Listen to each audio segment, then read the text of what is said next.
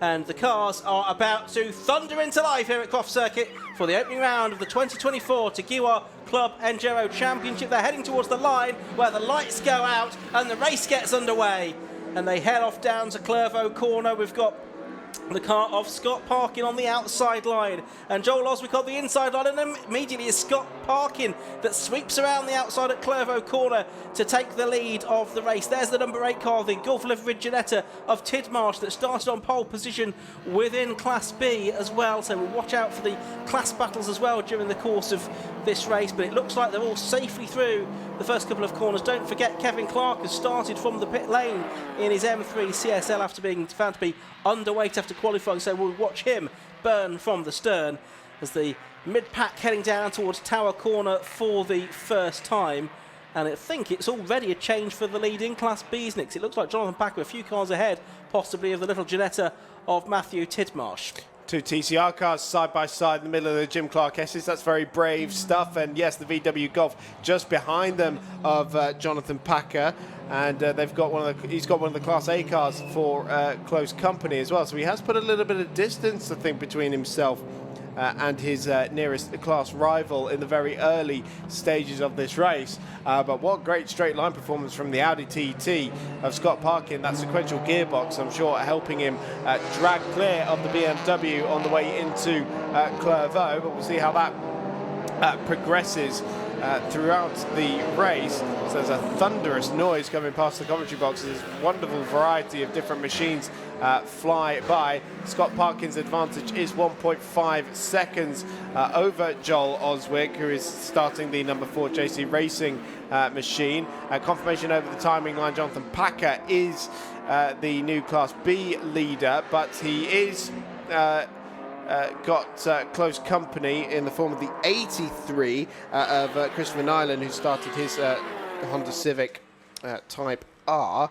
That's the Motion Motorsports run car, which is directly behind him in 11th position overall. And then our Class C leader, which is in 20th position overall, but only by 0.7 of a second, which is the number 195 of Ash Moore. As we go on board with Scott Parkin as he turns his way through Barcroft now to City, so it's a clear track ahead after that good start. 1.5 seconds in the lead at the end of the first lap. It's great to see this on-board footage courtesy of the Dark Side Developments team, who do a lot of great productions of their own. Seeing him using that sequential box down through the gears. It's a 2-litre TDI engine, various modifications on his car as well to try and steal a march over his twin brother Ryan, who's not on track at the moment. It's Dylan Brichter who started the car, that's running in 4th position, number 6. But there's Scott out of that very tight hairpin, the final corner, and he accelerates away, and he's continued to pull out more of a gap over Joel Oswick in 2nd place. What was 1.5 seconds is now 2.4. I couldn't keep up with how fast that was astonishing, and it was so effortless for him. Just one turn of the wheel and bang, it's gone straight in. The number 90 machine, it is the IMSA liveried Mazda MX-5 from AK Automotive, that's closing in on Joel Oswick for 2nd place overall. That is currently being driven by Alan Henderson. It is the car's 2nd season of racing, and they're hoping to have worked on the reliability of that car a little bit. It has got a podium finish to its name at Silverstone last year, and if it can continue to run at pace, then we know it's a very quick car, running in 3rd at the moment and closing in on Oswick. Yeah, we just saw a glimpse of Dylan Brichter there in 4th place as well. Just you can see him in the background there. Darren Ballett is in 5th, and a good scrap going on actually between Andy Schultz and was it Luke Browse, I think, who'd started the Cupra, Green Cupra TCR, the Stoke Market Glass car. But look how close it is for 2nd and 3rd position. New car this season and a new team for Joel Oswick as well, sharing the driving with James Collins this season. But I think Joel looking to be the quicker of the two drivers at this stage. But fascinating to see. We've got 3 different types of car: the Audi TT, the BMW M3, and this much modified Mazda MX-5 Mark 1 in 3rd position. Another sort of similar car to the lead car, the Audi TT in 4th. And then we've got the first of the Cupras. There's a few of those on track. Darren Ballett is best of those at the moment in 5th position. And that type of car has had a lot of success in Club Enduro over recent seasons. as well, in the hands of the likes of Carl Swift and Rob Baker in a few seasons ago. Those are the two Speed Tech cars, the 55 and the 10, the two BMWs at the head of this field that are contesting for 14th and 15th positions. The 55 is the M4 GT4 that used to belong to Century Motorsport, competed in British GT. That's Paul Simerson at the wheel, and then the number 10 being the M2, which is at the hand of Rob Fenwick. Fourth different car for him in as many years, but of course that is the combination that finished second in Class C yesterday with Andy Shepherd, and now stepping up to Class A. It almost looks like those two sort of Class A cars are sort of holding up the 197 car, which is the Lotus Elise, started by Mike Sanford there. You can see him sweeping through. He's was a regular in the championship last season. He was up a few times at the 750 Motor Club Awards, like picking up various awards, but he's going to lose out there to the BMW. That's Kevin Clark, isn't it, who's come through from the back of the grid. So he's made good progress up inside the top sort of 15 cars already. And the other car that's involved there is Steve Cheetham in the number 43 Porsche Boxer, the man from Manchester. He's sharing the box with Wayne Schofield this year. But look how Kevin Clark has just picked his way through that sort of quintet of cars very quickly. Yeah, Clark's made up 5 or 6 positions on this lap alone. Yeah. That's incredible speed that he's showing in the 33 machine. And the Fenwick getting up the inside of Simerson there, so the M2 passing the M4. The M2 is carrying a little bit of cosmetic damage on the right-hand side from Rob's first outing in the car at Donington a few weeks ago, which Andrew was quite keen to point out to me earlier. But yes, very much holding up that 197 by the looks of it, the Lotus. Just looking at Kevin Clark's lap times, he did a 1:30.846 that time through. Only really the top 6 sort of bettering those kind of speeds. And bear in mind that Kevin Clark is picking his way through traffic, of course, very experienced driver across a number of categories, including Brit Car Champion and Euro cars, of course. Looking at a couple, or one of the Cupras there, and also the 78 car, which has been started by Matthew Stockford, I think, hasn't it? In the Audi RS3 LMS. Driver using hand controls in there in this car, I think, and he's sharing the car with his regular co-driver and the Team Dynamics boss, Alan James. But he's just in behind that number 82 car, which is Ben Williams at the wheel of it at the moment, the 41-year-old real estate and investment manager from London. Only in his second season of racing in this Capture Motorsport TCR car, which is sharing with Alok Iyengar this year, and sometime F1000 racing. Yeah, great mix. That sounds like the Audi RS3 and the Seat Leon TCRs as well. Again, just the wonderful diversity, and then the chasing pack is the top 3 in Class B, who are right together, and that is Jonathan Packer in his 51 Golf, very closely followed by the 83 Christopher Nyland Honda Civic, being run by the Motion Motorsport team, and then third position in that class is the number 8 car of Tidmarsh and Webster, and that's the Flying Tangerine Ginetta G40. You see a few cars on the timing tab, or on the live timing if you're looking at that, showing the CC designation after the drivers' names, and that means Clubman Cup. That means they're eligible for the Clubman Cup award, which is for cars that were first manufactured before 2010 and also have a H-pattern gearbox as well. So that's a separate award in addition to the overall prize for drivers possibly racing cars on a bit more of a budget. Now there's one car slow there, one of the Ginettas, wasn't it? White one, and I can't quite make out the number on it, but it's the number 5 machine. Daniel Gibson. That's Dan Gibson. Well, now I was having a chat with Dan earlier. All 3 drivers aboard that car new to Croft and new to a lot of circuits, so they are largely competing in the Track Day Championship. Yeah, that doesn't look like the best of starts for them aboard their G40, unfortunately. Speaking of G40s, this number 8 machine in Class B looks probably the raciest of the three at the moment. But again, the performance characteristics of these three very different cars causing them to ebb and flow. And the Clubman Championship that you mentioned, well, the second car in that queue, the 83, is leading that class. And that, of course, means he probably does lose a little bit on the straights while he's changing gear. But I mean, really, it is a three-car fight for the lead in Class B here, because you've got Packer, then you've got the 82 car there, which is started by, sorry, 82. What number do I want to say? 83, the Nylon Pussygill car. You've got Clark just finding his way through there as well. He's come up to the back of them and just cleared the Ginetta, I think. So he's suddenly put his hands in amongst this Class B fight. Might disturb it a little bit. He'll soon clear off, though, I would think, Kevin Clark from this. But yeah, you've got the Ginetta there as well, making it a three-car battle for the lead. And I think Class B looking particularly competitive this season with those three cars there. They're almost, there will be no tellers. Well, again, Kevin Clark passes Jonathan Packer, which he does now. Packer keeping well out of, well, though Clark runs wide on the exit of the corner and is now going to do it all over again. He's going to have to repass those three cars, having done it once already. Now, whether that was a mistake or something broke, I'm not quite sure, but on the straights he's able to very quickly pass two of them. Can't quite get past Jonathan Packer yet, but I think if anything it's allowed the Ginetta of Tidmarsh to get back on terms with the 83 car again, which has been started by Chris Nyland, regular in the Type R Trophy in previous seasons. Yes, the Motion Motorsport guys in both of the cars they're fielding, one in Class B, one in Class C, getting a lot of the Type R Trophy drivers in, aren't they? As Clark now clears the Class B leader, makes his way into 10th position overall. And so, yeah, the Class B cars suddenly right back together again. Yeah, they are indeed. And I think that also means that the Class A cars now completely dominate the top 10, with Packer now shuffled back to 11th position by Kevin Clark.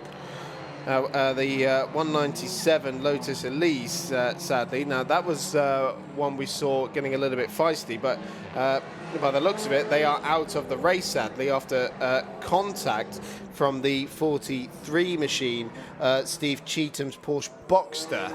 That's info from downstairs. This is for position. Darren Ball up the inside of Dylan Brichter into Clervaux for the 9th time, but not quite close enough to be able to make that work. So a tight little battle for 4th place here between the second of the Audis and the first of the Cupras. These two are about 11 seconds clear of the next car, which is Luke Browse in the bright green TCR. Still the fight for 2nd place going on as well. Only 6/10 between Joel Oswick and Alan Henderson at the start of this lap. Yeah, two really good battles here going on for 2nd and 4th. You see Dylan Brichter, he will hand over the car to Ryan Parkin, and Ryan managed to finish 3rd in the Road Sports race yesterday, which is the younger sibling to the Tegiwa Club Enduro Championship. It was a mini endurance race at 45 minutes, and that was won by Scott Parkin yesterday. Always Dylan Brichter just dips two of those left-hand wheels on the Audi TT into the dirt on the exit of Sunny Out, and that does allow Darren Ball to just close in a little bit more in that TCR Seat. Close but no cigar just yet, but pretty close through the hairpin. Much wider line on the way in for the Seat, hoping to gain a little bit of momentum down the straight, where the Audi TT does seem to have quite good performance, as does the BMW in 2nd place, which he was just pulling away from the Mazda MX-5, resisting its massively turbocharged 1800cc engine. So no changes just yet as they flick through the chicane once again. Coming down the straight. He's actually pulling out a little bit more an advantage now, isn't he, Dylan Brichter? That's right, long-time racer, often with the Darkside team. Well, they've won the Spa race in Class 8 together last year, didn't they? And they've sort of split road sports between them in recent times as well. So when Dylan was in the car at Brands Hatch GP meeting, that's when he last won in the road sports. Speaking of Brands Hatch GP, that's where the next round of this championship is going to be. This is no Spa trip this year for Club Enduro, but a 75-minute race at Brands Hatch next time out. Still, the battle for second hasn't sort of been resolved either, has it? Because still, Joel Oswick and Alan Henderson doing battle there. The Gibson Ginetta is just being lapped by Dylan Brichter and Darren Ball there as well, and very much into the traffic already as we're now 15 minutes into this race. The leading cars, well, the best lap of the race, 1:27.264 for Scott Parkin, and the cars at the back of the field are lapping in sort of mid to high 140s in some cases. So there is quite a disparity of lap times from front back, maybe up to as much as 15 or 20 seconds. So we've had 15 minutes of this race. Pit stop window not open until 30 minutes into the race, but you then do have to have 2 3-minute pit stops for each team. You have to change drivers both times because obviously some teams only have 2, or some only have 1 driver, but a handful have 3. Kevin Clark hasn't actually done the best lap of the race there, although that's what it says on our time screen. That is still with Scott Parker, but Clark is up another place now. He's into 8th position overall. He's got the better of Ben Williams on that last lap. It was a personal best, and it was the fastest of anybody on the last lap, though, including 1 second quicker than our race leader, Scott Parkin, although I think he's dealing with a fair bit more traffic than Clark at this stage, who has found himself a relative bit of clear air. So he's going to come onto the back of Andy Schultz's BMW M2 pretty shortly, probably on this lap, I would have thought. There is our race leader, the number 1 car. You get a visual representation of his advantage there, and we have a change for the lead in Class B. Jonathan Packer has had to submit to the 78 machine, isn't it? 83 of Chris Nyland. 83, sorry. Yeah, and he's got Matthew Tidmarsh in the Flying Tangerine Ginetta all over the back of him as well. Still very much a 3-car fight for the lead. Within Class B, though, they're turning their way through complex now towards the left-hand hairpin. Pretty much nose-tail as they have been all the way through.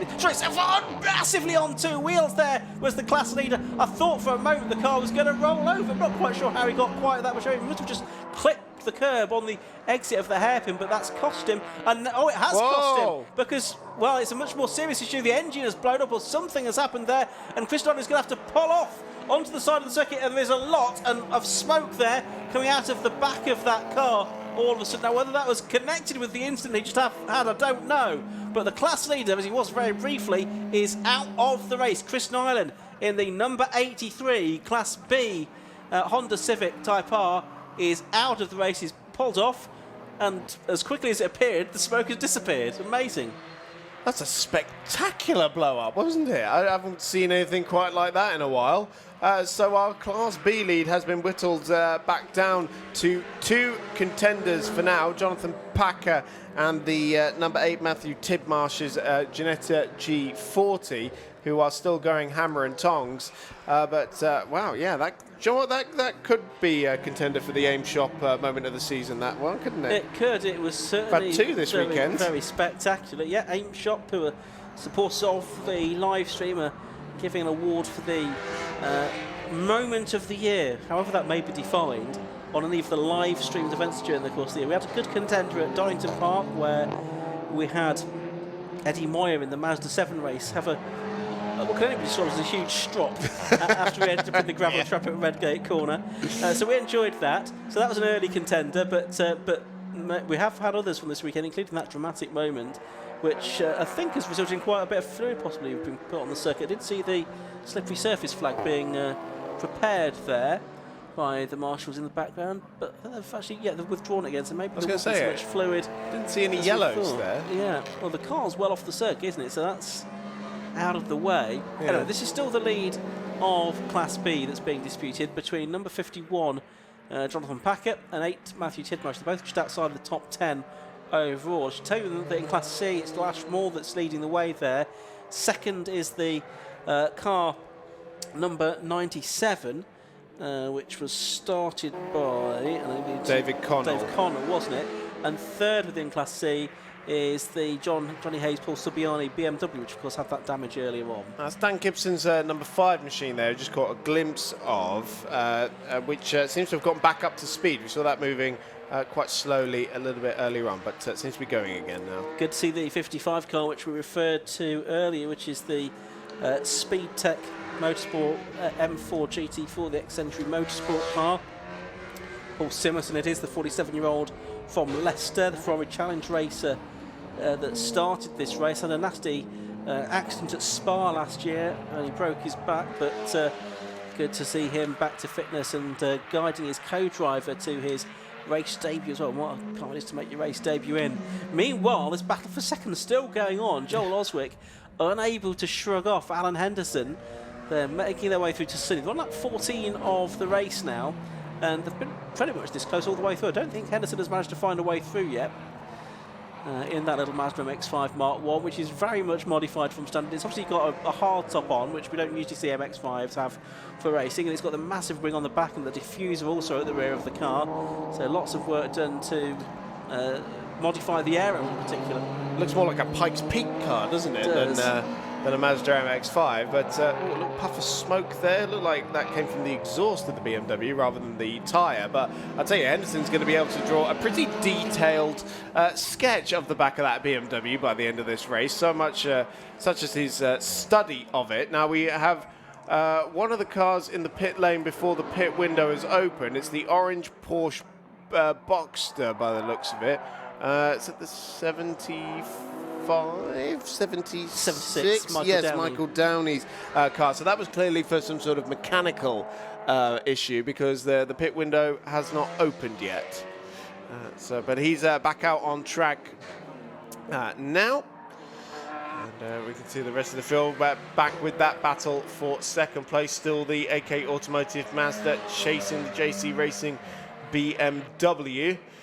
And yeah, this battle is not going to let up, is it? I guess what will be really fascinating to see is how this battle unfolds when the driver change happens. And we have, two different drivers in both the cars, but they are now 11 seconds behind our race leader, Scott Parkin. What we're not necessarily going to be aware of is actually who's in the car at any given time either, once we get past the opening pit stop, because we think we know who started the race. We've been given that information, but obviously, if you've got a 3-car team, you can have a good bet that they're going to divide it into thirds, so you don't know which the second driver will be necessarily. And for the cars with 2 drivers, are they going to do one stint and then the second driver double stints, or are they going to do it the other way around? Are they going to swap at each driver at each pit stop? A variety of different tactics that are available there. There's the Senna Osman E30 M3, which is fantastic to see. That's probably the oldest car on the grid, I would think, in this race. Car from the 90s, or even late 80s potentially, I suppose. The 30 shape, which looks absolutely magnificent. It's fairly well down the order in 25th position. And there's the 316 car, which is the Ivor Mayer's car, which is sharing today. Yeah, good to see that they managed to fix the damage from yesterday's Road Sports race. Right at the end of it, he came into pit lane with his front tyres pointing in 2 different directions, which is not what you want at all. And actually, when I saw it earlier, I did question whether it was going to be starting the race, but that's out in the Invitational class for this round. And we also caught a glimpse there of the 160... the 169 Mazda MX-5 Matthew Simonite, which is the Class C car. And that is the P1 Fuels car run by JMS Racing. So that's the car that's run on synthetic fuels. And it's a good little experiment there, because we still don't really see that much synthetic fuel used in club motorsport. And you know, the first FIA World Championship to use it was actually the World Endurance, the World Rally Championship, and they're now using it in like the World Endurance and a lot of GT racing as well. And of course, we saw it used in the Armed Forces Race Challenge last year as well, where the RF Motorsport guys were developing that and had success with that. Actually, there was a really good video from, was it Car Magazine? Yeah, it was. Yeah, James Dennison was racing that car at Donington, wasn't he? They made a video about it, which was quite interesting. But you can see it's got slightly more lucrative sponsorship on that car now. Yeah, the 169, Matt Simonite is the owner of the car, which is being shared with James Mansell for this season. And Simonite has raced this, started out racing I think about 11 years ago in MX-5s. James Mansell has come into this from the Type R Trophy, also raced some Citroen C1s as well. So this is the battle for position. It's for 23rd place, and Simonite is 5th within the class for the these powerful cars, because the three classes are based on power to weight ratio. Yeah, Class C being the 180 brake horsepower per tonne, compared to 240 for the Class B and 300 for the Class A cars, so that's where we get our differences in performance there. But yeah, as you said, James Mansell coming across from the Type R Trophy. He was 4th in the championship in 2022, so he knows how to turn a pedal. But Matthew also, he's just very versed in racing MX-5, because he's raced Mark 1s for many, many years, and then finally stepped into the Mark 3 last year in this championship with the P1 Racing Fuels partnership in that car. Let's have a look at the 62 car there. That is the lead Andy Sadler BMW 328i for the sometime Fiesta racer, and he is running in 22nd position at the moment. There's the number 66 car, that's the Hayes and Subiani car. It's Johnny Hayes at the wheel of that one at the moment, the design engineer from Shrewsbury, who had a 20-year career in motorcycle enduro racing. And right in between them was the Class B battle, not in the timing order, but just physically on track, as we've got the 51 and the 8 separated by not too much heading into Clairvaux, and they're just rounding their way through the traffic. We can rejoin that battle now. It's been raging on all race long, and still very little separates the VW Golf from the Ginetta. Worth giving a quick rundown on the race order before we get into the pit window.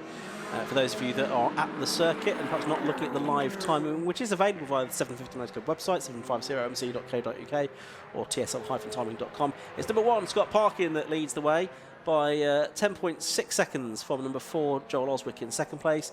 In 3rd place, number 90, Alan Henderson. 4th is number 6, Dylan Richter. 5th is number 25, Darren Ball.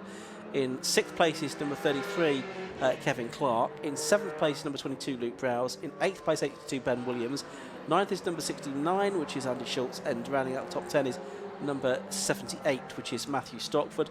Class B in 11th place overall is number 51, Jonathan Packer, and Class C is being led at the moment in 18th place overall by number 195. That's the Honda Civic of Ash Moore, but there's still more than 2 hours of racing to go.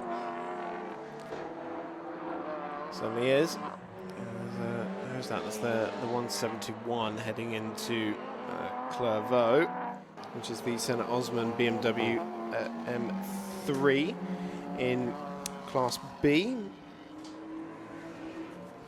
Yeah, looks absolutely stunning, that that car, which has been raced by the Osmans for a little while, and they've I think occasionally appeared in the Burkitt Relay as well, just alongside the Michael Downey Porsche there, and with the Michael Downey Porsche, which is just going down into Tower.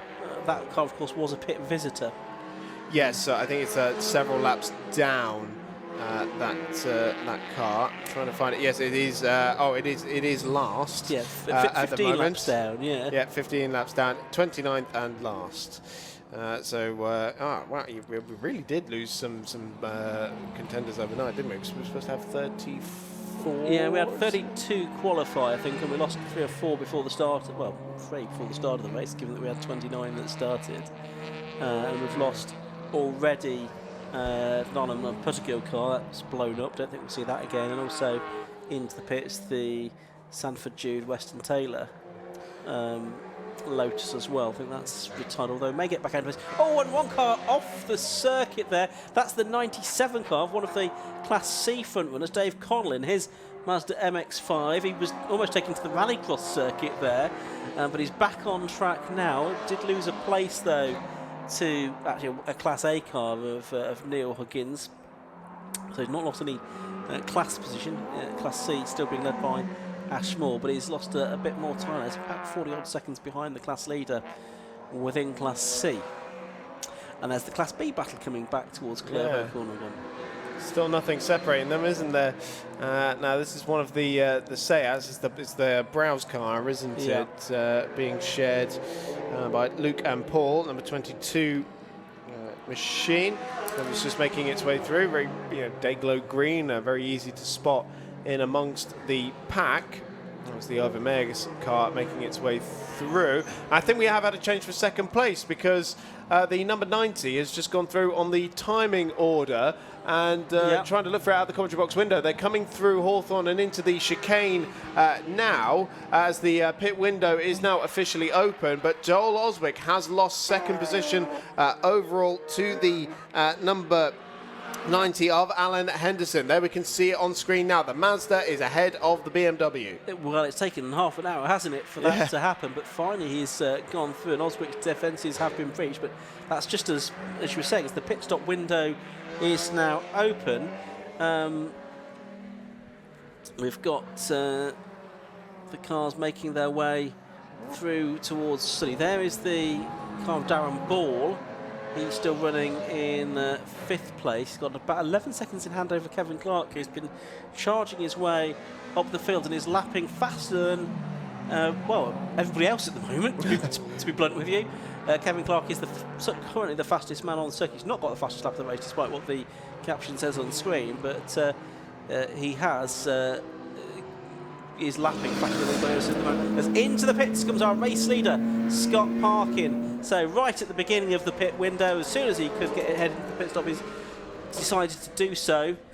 And he will have to be stationary for 3 minutes here. And 3 minutes is very roughly 2 laps. Of course, it was a little bit more than 3 minutes by the time you've had the pit in and pit out with the speed limit of 50 kph in the pit lane. It's rather curious here because it says his last lap was a 26.554, yet his best lap on the timing screen is being highlighted as 27.2. Is that because he's come into the pit lane? Yeah, exactly. Okay.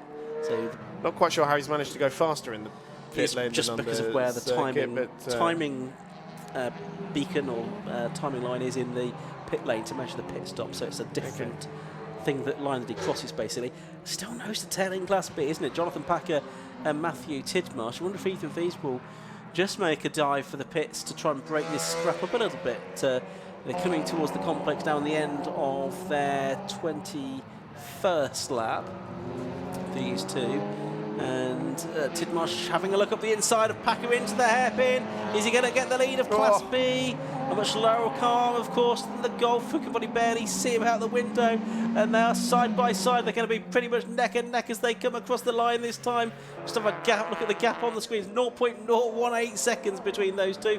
But I think it is going to be the Golf, or is it going to be the Golf that has its nose in front into Clervaux? It is. But only, I think, because Tidmarsh was on the outside line there. But a great little scrap between these two, like it's a 10-lap sprint, not a 150-minute endurance race. Well, Jonathan Packer is going to have to deal with this all race long because Matthew Tidmarsh is going to hand over the car to Chris Webster at some point, whereas Jonathan Packer is going to be doing 150 minutes solo, which I cannot imagine doing at all. That's a great physical demand that he's put on himself. Yeah, not sure if picked up on it. The 97 car, which was the Dave Connell car, that went all over the grass. Tom's reported that's looking like there's a lot of grass in the front of that car. Hood's off the number 1 Scott Parkin car. I'm not sure how standard that is to take the hood off in your 3-minute pit stop. I just guess they just want to keep it as cool as they possibly can. Maybe, but so that's an extra job they're giving themselves. They are putting it back on now. I suppose they do have the quick release pins on it, don't they? So it's not a big job, is it? No, okay. It looks fairly cool, calm, and collected down there. Very well organised, the Darkside team. Well, that is true. Yeah, Giles Greenbridge there with his stopwatch to ensure fair play in terms of the amount of time station. It has to be at least 3 minutes, and as the season goes on, There'll be penalties as well for drivers that have had success in previous rounds. But of course, this being the first round of the championship, there are no such penalties. Now, what's going on here? Because where was Packer gone? So Tidmarsh is there on his own, and Packer. Oh, he's way up the road. Way up the road. So way up the road. Tidmarsh, yeah.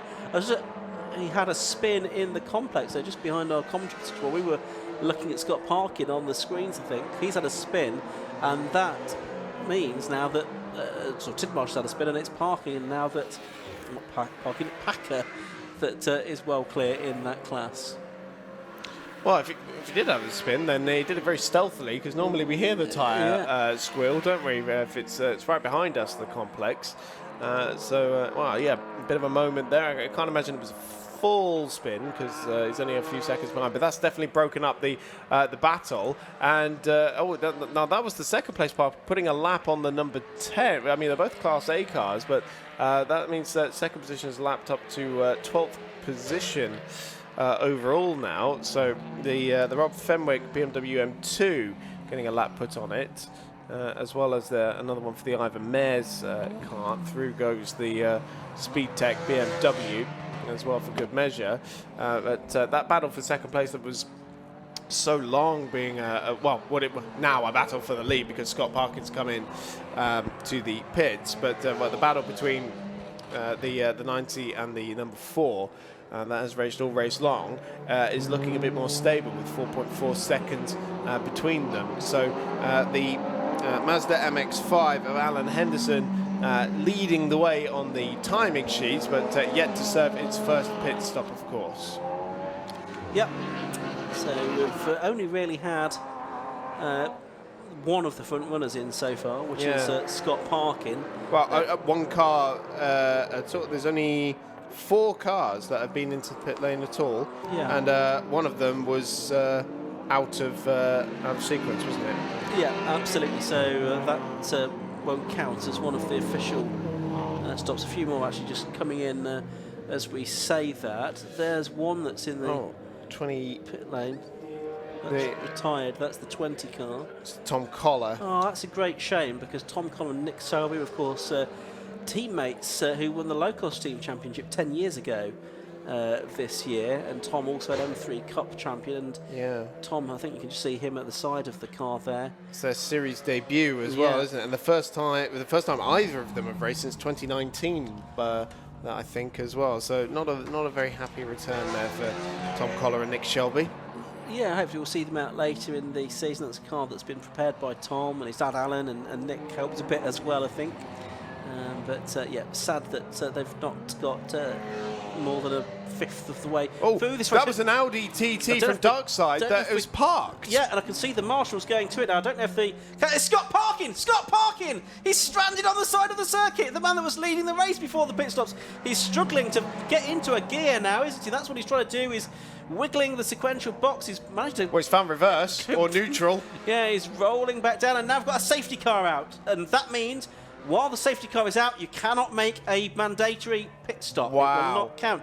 So sensation here is Scott Parkin, last year's champion. He's graduated from the Golf in Class B to the Audi TT in Class A. He was leading quite comfortably before he made an early pit stop, and now he is out of the race. You can see the marshals heading towards him to offer their assistance, carrying the fire extinguisher in case that's needed. But there's the confirmation that the safety car is out. Yellow flags waving all around the circuit. The safety car boards and safety car displays lit up here at Croft.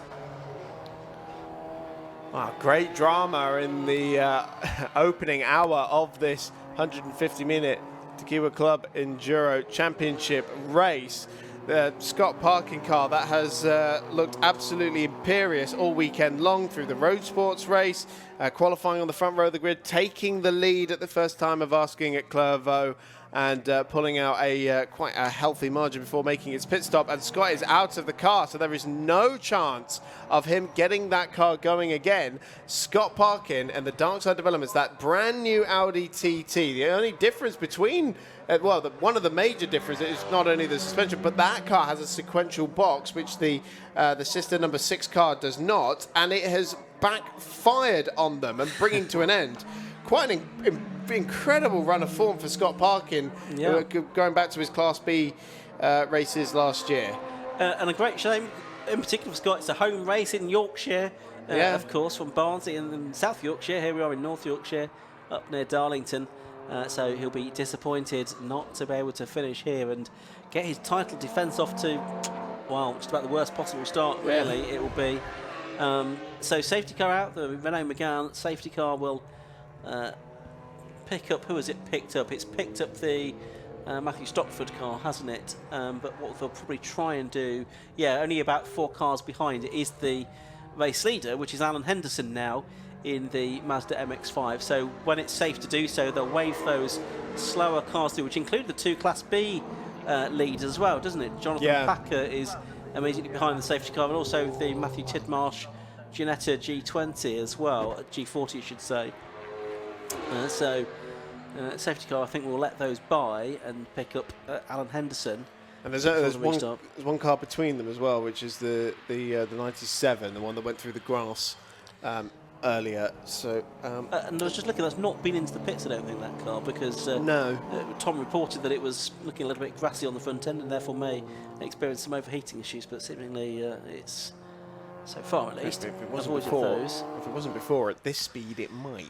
Well, that's the danger. If the grass hasn't sort of blown its way clear of the air intakes. Of course, what that's done is eradicate Henderson's 6-second lead and the 13-second gap between Joel Oswick and Dylan Brichter. Now into the pits has come the number 62 of Lee Dendy Sadler, his BMW 328i. Now, did they come in before the safety car boards went out? Is the question there? I don't know whether they may have done. I guess. We'll have to get confirmation from Tom about that one. I didn't notice it coming to the pits. But they don't look to be in any great hurry, do they? So this might be a regularly scheduled stop. Yeah. So we've got the safety car train, I think, somewhere up at Sunny at the moment, because I can't see any cars out my window at all now. The recovery truck is on its way to collect Scott Parkin's car. Yes, you can just see them heading past Scott and his car, and Scott, I think he's giving a wave to Dylan Brichter there, who's just gone past in the sister car. And so misfortune for Scott. Let's head down to the pit lane now, and we can hear from the Dark Side Motorsport team. Tom is with them. So I'm down here with Ty Kinson from Darkside, who's just going to walk us through a little bit about what happened to the leader. So, Ty, you think it was a sequential box that's gone? Yeah, looking at the onboard video and listening to Scott on the radio, we think the sequential box is gone. We're currently stuck in reverse out on the track, so unfortunately that's our day done with that car. Luckily we've still got Dylan and Ryan in the other car with the normal box in, so hopefully we can get a good result with those guys. Scott was roughly 11 seconds in the lead when we lost the box, so we were hopeful for a good result today, but it's one of them things, it's racing, there's not a lot we can do about it. It's a new thing for us this year, running the sequential box in that car, something Scott's wanted to do with it. We're running quite a few not experimental but new parts to the car and the team on that one, so it's one of them things. We've tried everything we can. We tried in the pit stop just there to make sure it was good for Scott, and he said it felt better on the first out in the first lap, but unfortunately it's something terminal inside the box that there's nothing any of us could have done, so it's just one of them things. Is that why the bonnet cover was off? We were having a little bit of a chat about that during the pit stop. Yeah, we definitely we just checking the linkage and stuff like that, just see if anything we could do in the pit stop. We still made the stop. We checked everything with the car. We still made the stop within inside the 3 minutes. So we did it spot on. We didn't lose any time there. So checking the car was important. But it's just one of the things. It's racing, and it's very unfortunate.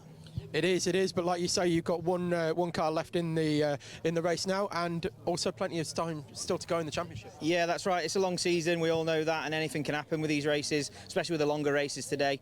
So hopefully today we can get Ryan and Dylan up there, maybe even fighting for the podium, and that'll be a good result for the rest of the team and lift spirits. So yeah, good. Great stuff. Thanks very much for talking to us, Ty. Thank you. And I'll throw it back to the commentary team.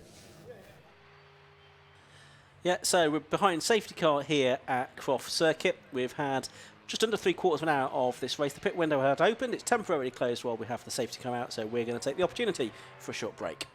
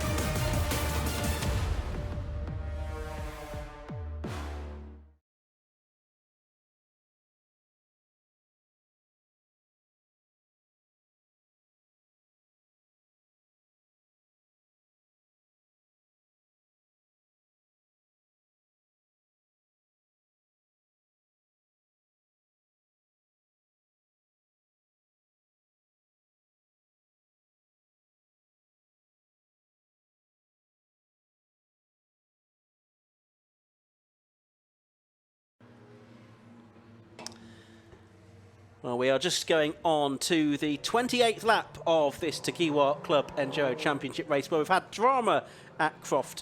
And you can see the number 1 car of Scott Parkin being hauled onto the recovery truck. That was the car that was leading the race, but we heard from the team a moment ago in the pit lane that the sequential box effectively stuck in reverse out on circuit. Nothing that they could do, nothing Scott could do.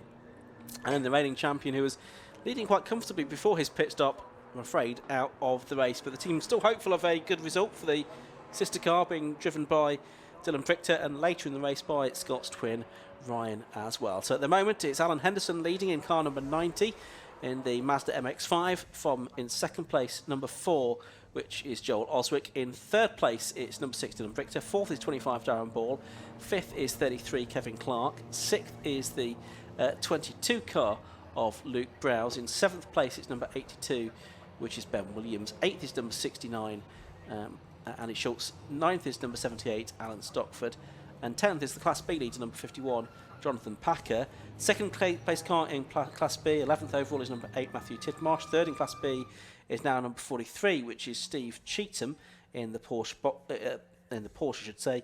And then in Class C, it's the Ashmore Honda Civic, number 195, that leads the way in 16th place overall. From in second place, number 97, that's the Dave Connell Mazda MX-5. And third, now a change actually, is the Matthew Simonite car, which is another MX-5 as well, the 169 car. So, Chris, we're just working our way around behind the safety car at the moment, but it looks like the car is shortly to be cleared from the circuit, so we should be able to go racing, if not at the end of this lap, then certainly the next one. Yes, we'd certainly hope so. The recovery truck making its way towards the end of the lap at the hairpin, so it'll swing left into pit lane, and Darkside will get their car back. It's a unique little view, and we don't often see the car on board from the recovery truck, do we? No, we don't. So obviously Scott's not aboard now, which is just as well. So we're going to have that into the pit lane. There's the safety car train. Now, have we got to wave the cars? There's 4 cars between the safety car and the leader. I think we might have to. I'm just looking at the Class C lead battle, and it says there's a lap between them, and I can only imagine that is because somewhere in the safety car they've gotten separated somewhere. But I would hope that otherwise I think we might have a 1 lap lead for the 195. Yeah, it's still the Stockford Audi that's the first car behind the safety car, and the Dave Connell car is a third car behind the safety car, so effectively is almost a lap down on the car. So they ought to wave those cars past. So the safety car is still its lights on. So I think they'll wave the cars by. Yes, they are. As we speak, they're waving the cars by now. It'll just be the first 4 cars that get waved by, and then they'll pick up the Alan Henderson car, which is the 5th car past, and that is the race leader, number 90. And when the safety car comes in, pit window will open again. Just an update on the number 20 Tom Colonic Shelby car that we saw in the garage. Was an oil leak for them, which has caused them to retire from the race. Now, pit window has not yet opened, and yet we have a car in pit lane. Now, was that the number 10 car that has come in? It was, which is the Rob Fenwick BMW M2 from Speedtech. Wonder what has gone on there. They've got to him at the door. Yeah, this won't count as the mandatory stop. Now, if they realise quickly enough, well, maybe there's a problem with the car that needs resolving genuinely now. Yes. But if it wasn't, the safest thing to do was just get back out there again and come back in next time around, because what you don't want to do is have a 3-minute stop and then have to do another 2 3-minute stops. Well, he's out of the car and looking a little bit placid. It's really a bit apathetic. He's just sort of looking at it going, oh, it's not working. I would hazard a guess that it is a problem on the car rather than anything else. I mean, Speedtech know what the rules are, so wouldn't be at all surprised. 1 hour 40 left on the clock in this race. We should get going this lap. The cars which have been released from the safety car aren't actually going that quickly. Oh. Alan Stockford is, but then the Jonathan Packer little group, that's not going quite as quickly, which is the chagrin of number 97, Dave Connell, because he needs to sort of close the gap back up onto the pack so he doesn't lose too much of his disadvantage in Class C. But they are heading on to their next lap, and the safety car is up at Sunny. We're just having a look at that number 10 car. We're having a look at that number 10 car in pit lane. So I think that was Andrew Shepherd who was ready to get in. It looked like they were fiddling around on something. I mean, it almost looks like they're strapping in another driver, but of course if they can't do the driver change. Well, they can, but it won't count. They'd get some kind of penalty for not serving and stuff. So, I mean, they're not going to win Class A today. So I think possibly they're just thinking, well, we're not going to win any prizes, so let's just take it as it comes. Right, safety car in with an hour and 38 minutes left to go, and it's Alan Henderson that leads the way as the race gets back underway. Joel Oswick chasing after him. We've got Ivor Mayers straight into the pit lane as soon as the safety car has come in, and that will count as a mandatory stop. There's Darren Ball just squeezing his way past the past the Lotus, but he's got Clevin Clark right behind him now, so this is for position, it's for P4. Darren Ball in the Dayglow and black Cupra and the black and orange BMW CSL of Kevin Clark. They're heading down the back straight now, about 10 car lengths between them. But we could have a position change here. Down towards Tower Corner they come. They're just behind Michael Downey's orange Porsche Boxster as well. And all the time, Kevin Clark getting close to the back of Darren Ball, as we can see now as they come into this pack into Jim Clark S's. And while they were getting going, the Jonathan Packer-led group of 3 cars were only coming out of Tower. So there is still quite a big gap, I think, between the top 2 in Class B and then the 1 and 2 in Class C. Well, second in Class B is into the pits. Matt Tidmarsh is in now in the number 8 car. So there is the 76 car, which is the Michael Downey car, which has been competing in this championship for a long time. He was inspired to race by his dad racing in the Club Enduro. He's not able to race now, but he'll still be watching the live stream at home as we are watching Steve Cheatham go through as well. And there is that 55 M4 GT4. Oh, and into the pits has come Joel Oswick from second position. So let's see if they end up doing a driver change. Meanwhile, I can see out of the window we have had the change now for 4th place because Kevin Clark has got ahead of Darren Ball at Clervaux Corner. We're watching the Tidmarsh car. I have a confirmation on the number 10, the Rob Fenwick car. So they did do the driver change, but that was because the car came in, it had no power. So I think they figured, like, well, we've lost enough time already. Let's just get the driver change out of the way and just accept the penalty when it inevitably comes. Just keeping an eye on the window to see if Joel Oswick does step out of the Class C car. Class C leader in, that's the 195 car of Ashmore, and he's getting out of the car, which he'll need to do while the car's refuelled anyway. Of course, you can't have a driver in the car while it is being refuelled for safety reasons. But is it going to be Ashmore that gets back into the car, or will it be his teammate Samuel Dennis? That is the question, isn't it? Obviously, the number 97 has come in as well. That was the car that was second in Class C. So you got first and second in Class C in the pit lane at the same time there. Yep. So that could be interesting how that pans out. Meanwhile, Alan Henderson is staying out there and building up his lead. Of course, Joel Oswick had come into the pit, so that's going to promote Dylan Brichter into second place. Now, and Kevin Clark is in third place and bearing down on him, look, as they are making their way down the straight. There's only 1.6 seconds now between the BMW of Kevin Clark, which started from the pit lane, and Dylan Brichter, who's in second place in the Audi TT.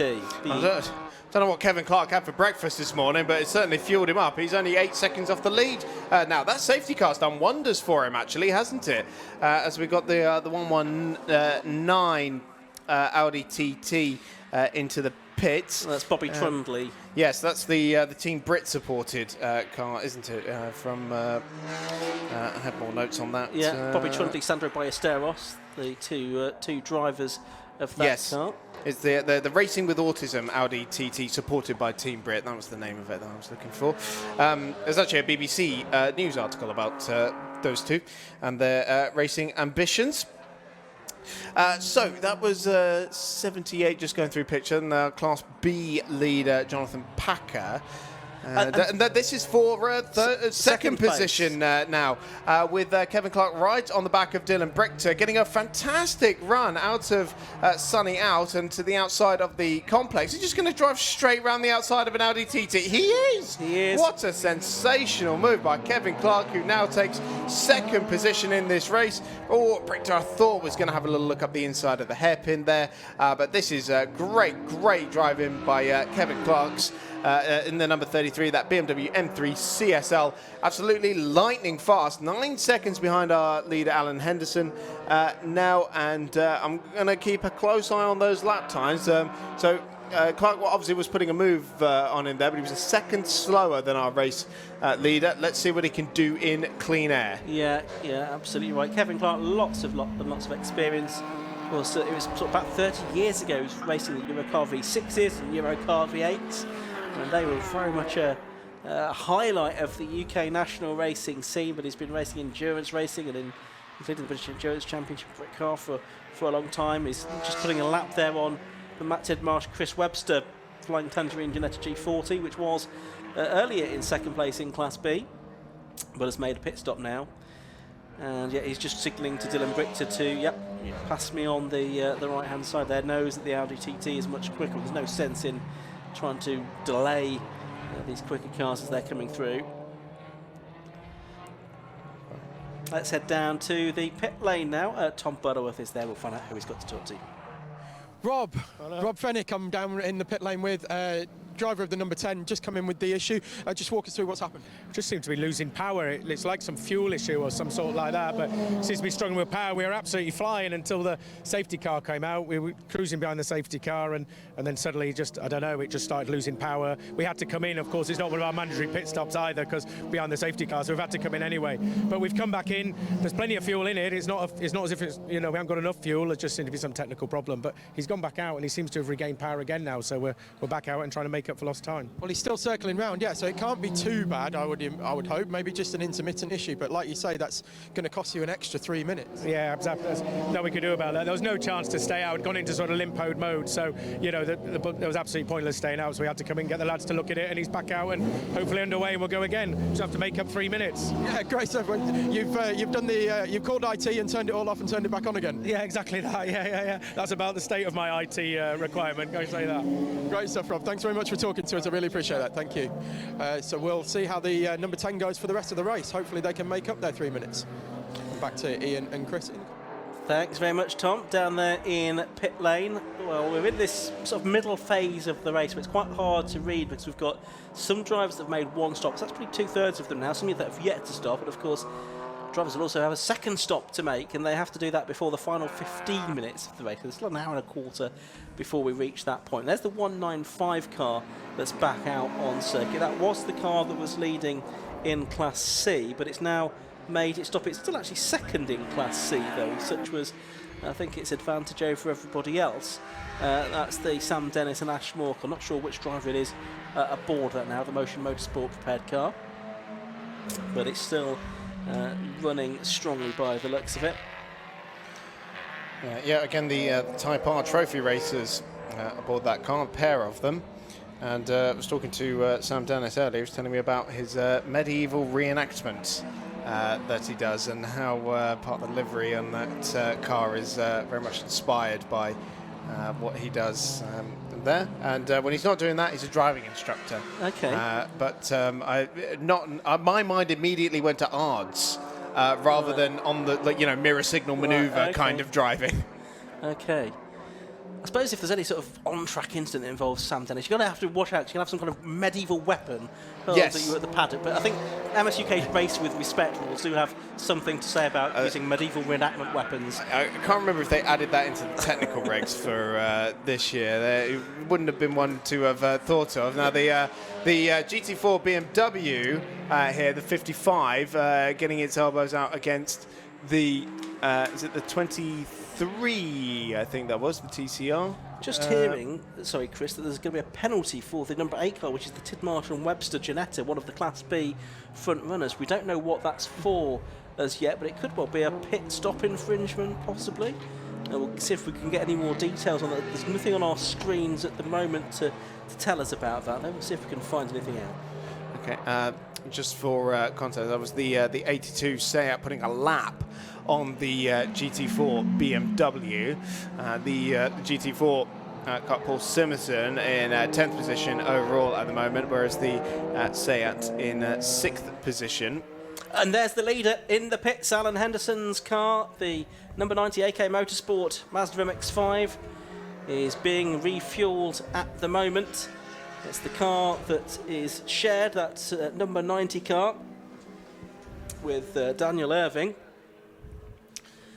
And of course, 2 pit stops that have to be made during the course of the race. They're down in the garage, sort of closest to our commentary position here. Another jug of fuel is required, and be interesting because it's a 150-minute race. Normally, the 120-minute race, do you get all the fuel in at one stop, or you're going to need to do some fueling at both stops? I suppose there's different strategy that comes into play. Now, there's the 62 car. That's the car that was started by Lee Dendy Sadler, but is now possibly with Andy Gay aboard. The bonnet on that just looks like it's flapping a little bit, doesn't it? So that's something that could be a cause for concern. Oh, so we saw in the low-cost race earlier, Martin West's car seemed to have some bodywork moving backwards and forwards, depending on whether it was in the slipstream or in clean air. But that seems to be more towards the back end of the bonnet, doesn't it? So, but it's not happening on the left-hand side by the looks of it. So I wonder if he's had a bang on the right-hand side possibly, or something like that. It's our race leader. That's Kevin Clark now. He's in the lead of the race on screen now. Just noticed Scott Parkin's car is back up and running and just come into pit lane. Okay. But because Scott has exited the car, I somehow doubt that he'll be able to get back in. Well, he's had outside assistance. Yes. So that's have to check the regulations on that, but he's in any case several laps down anyway, so not going to be a force in this race. No, not at all. But yeah, this 33 now leading the race. Quite astonishingly. I suppose we should really be keeping an eye on where the 90 comes out after its pit stop, because of course Joel Oswick's JC Racing BMW has been into the pits to serve its first pit stop already, so it might have James Collins already on board. I'm just looking for it in the timing order. It's currently in 10th position overall, so we will wait to see where the 90 comes out. See, that's had its hood up as well. Now, when Scott Parkin's car had its hood up, it was because they were looking at the gearbox. I hope there's not further issues there on the modified AK Automotive Mazda MX-5. Kevin Clark going to stay out for another lap, and the number 90 is about to re-emerge onto the racetrack. So let's keep an eye out for Joel Oswick's and James Collins BMW, as you just see the Mazda trundling down pit lane at the moment. It's behind us. But the BMW definitely isn't going to be within striking distance, is it? Because the Mazda is at the pit lane exit now, whereas the JC Racing BMW is only just at the hairpin. Yeah, so basically most of the length of the start and finish straight between the 90 Mazda. I can't help but feel that should be number 47 to make it an AK-47, that car. And the second place car, what was the erstwhile second place car of Joel Oswick and James Collins. Hour and 25 minutes still to go in this race. We're not even halfway through this race. We've had lots of drama, of course. We've had Kevin Clark come from the pit lane to lead the race. We've had Scott Parkin pull out when the sequential gearbox got stuck in reverse, although he's reappeared in pit lane since then.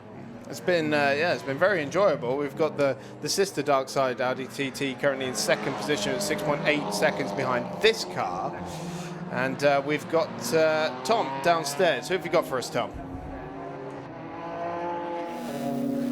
Down in the pit lane, just got out of the number 90, fantastic looking Mazda MX-5. All sorts of flaps and wings and things on that, and the bonnet up as well. Can you just walk us through your first stint and then what was going on during the pit stop?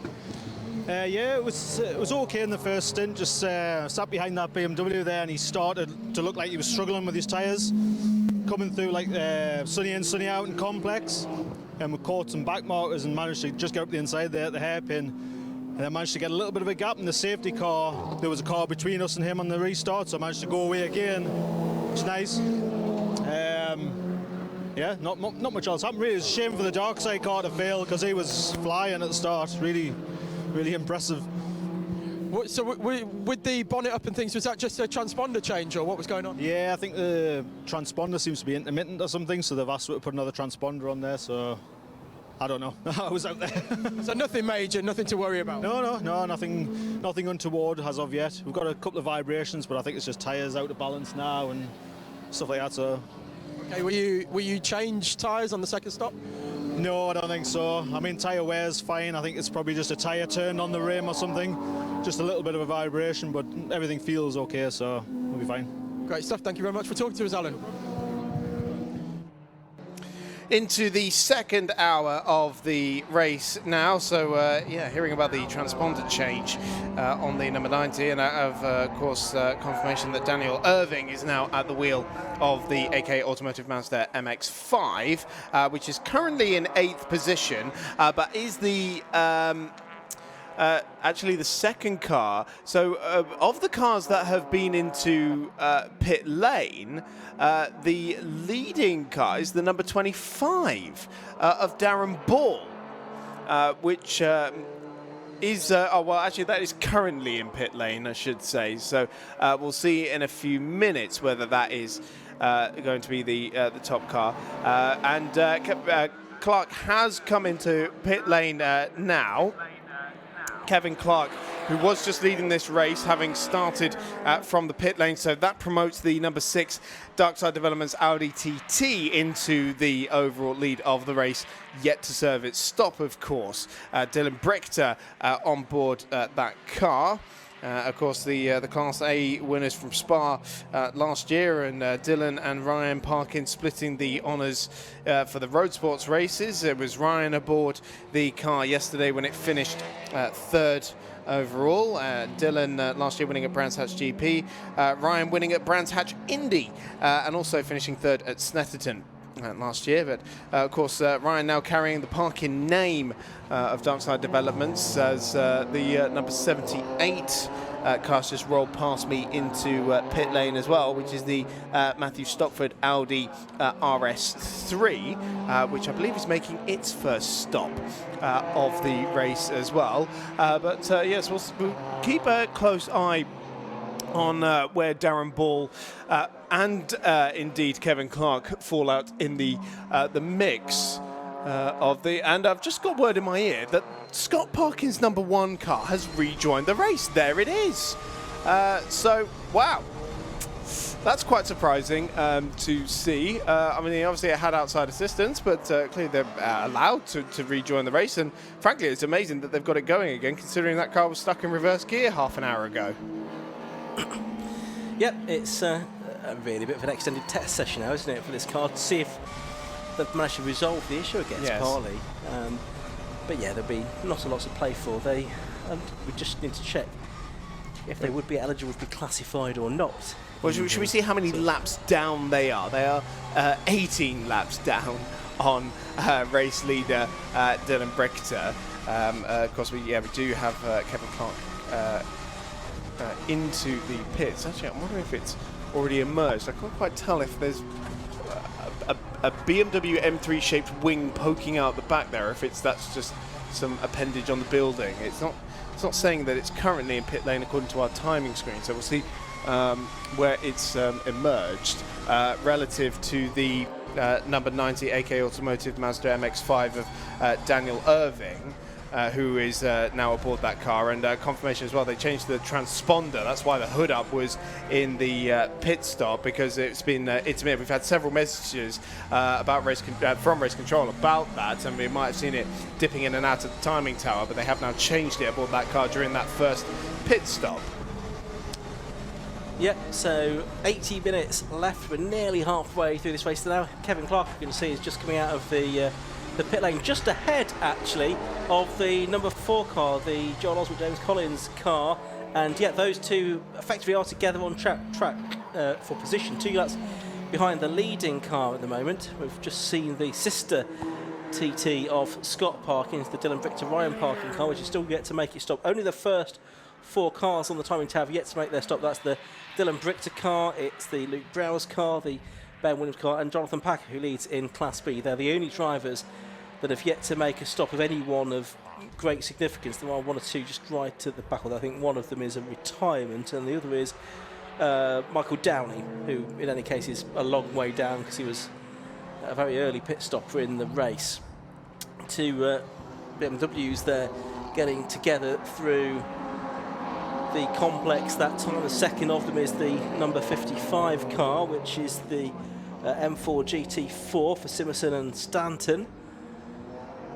And they're chasing after the 69 car, which is the M2 of Andy Schultz and Matthew Hampson. I'm just trying to keep an eye out for where our sort of net race leaders might be. They're coming past us now. So Kevin Clark is ahead not only of James Collins, but also James Collins is ahead of Daniel Irving.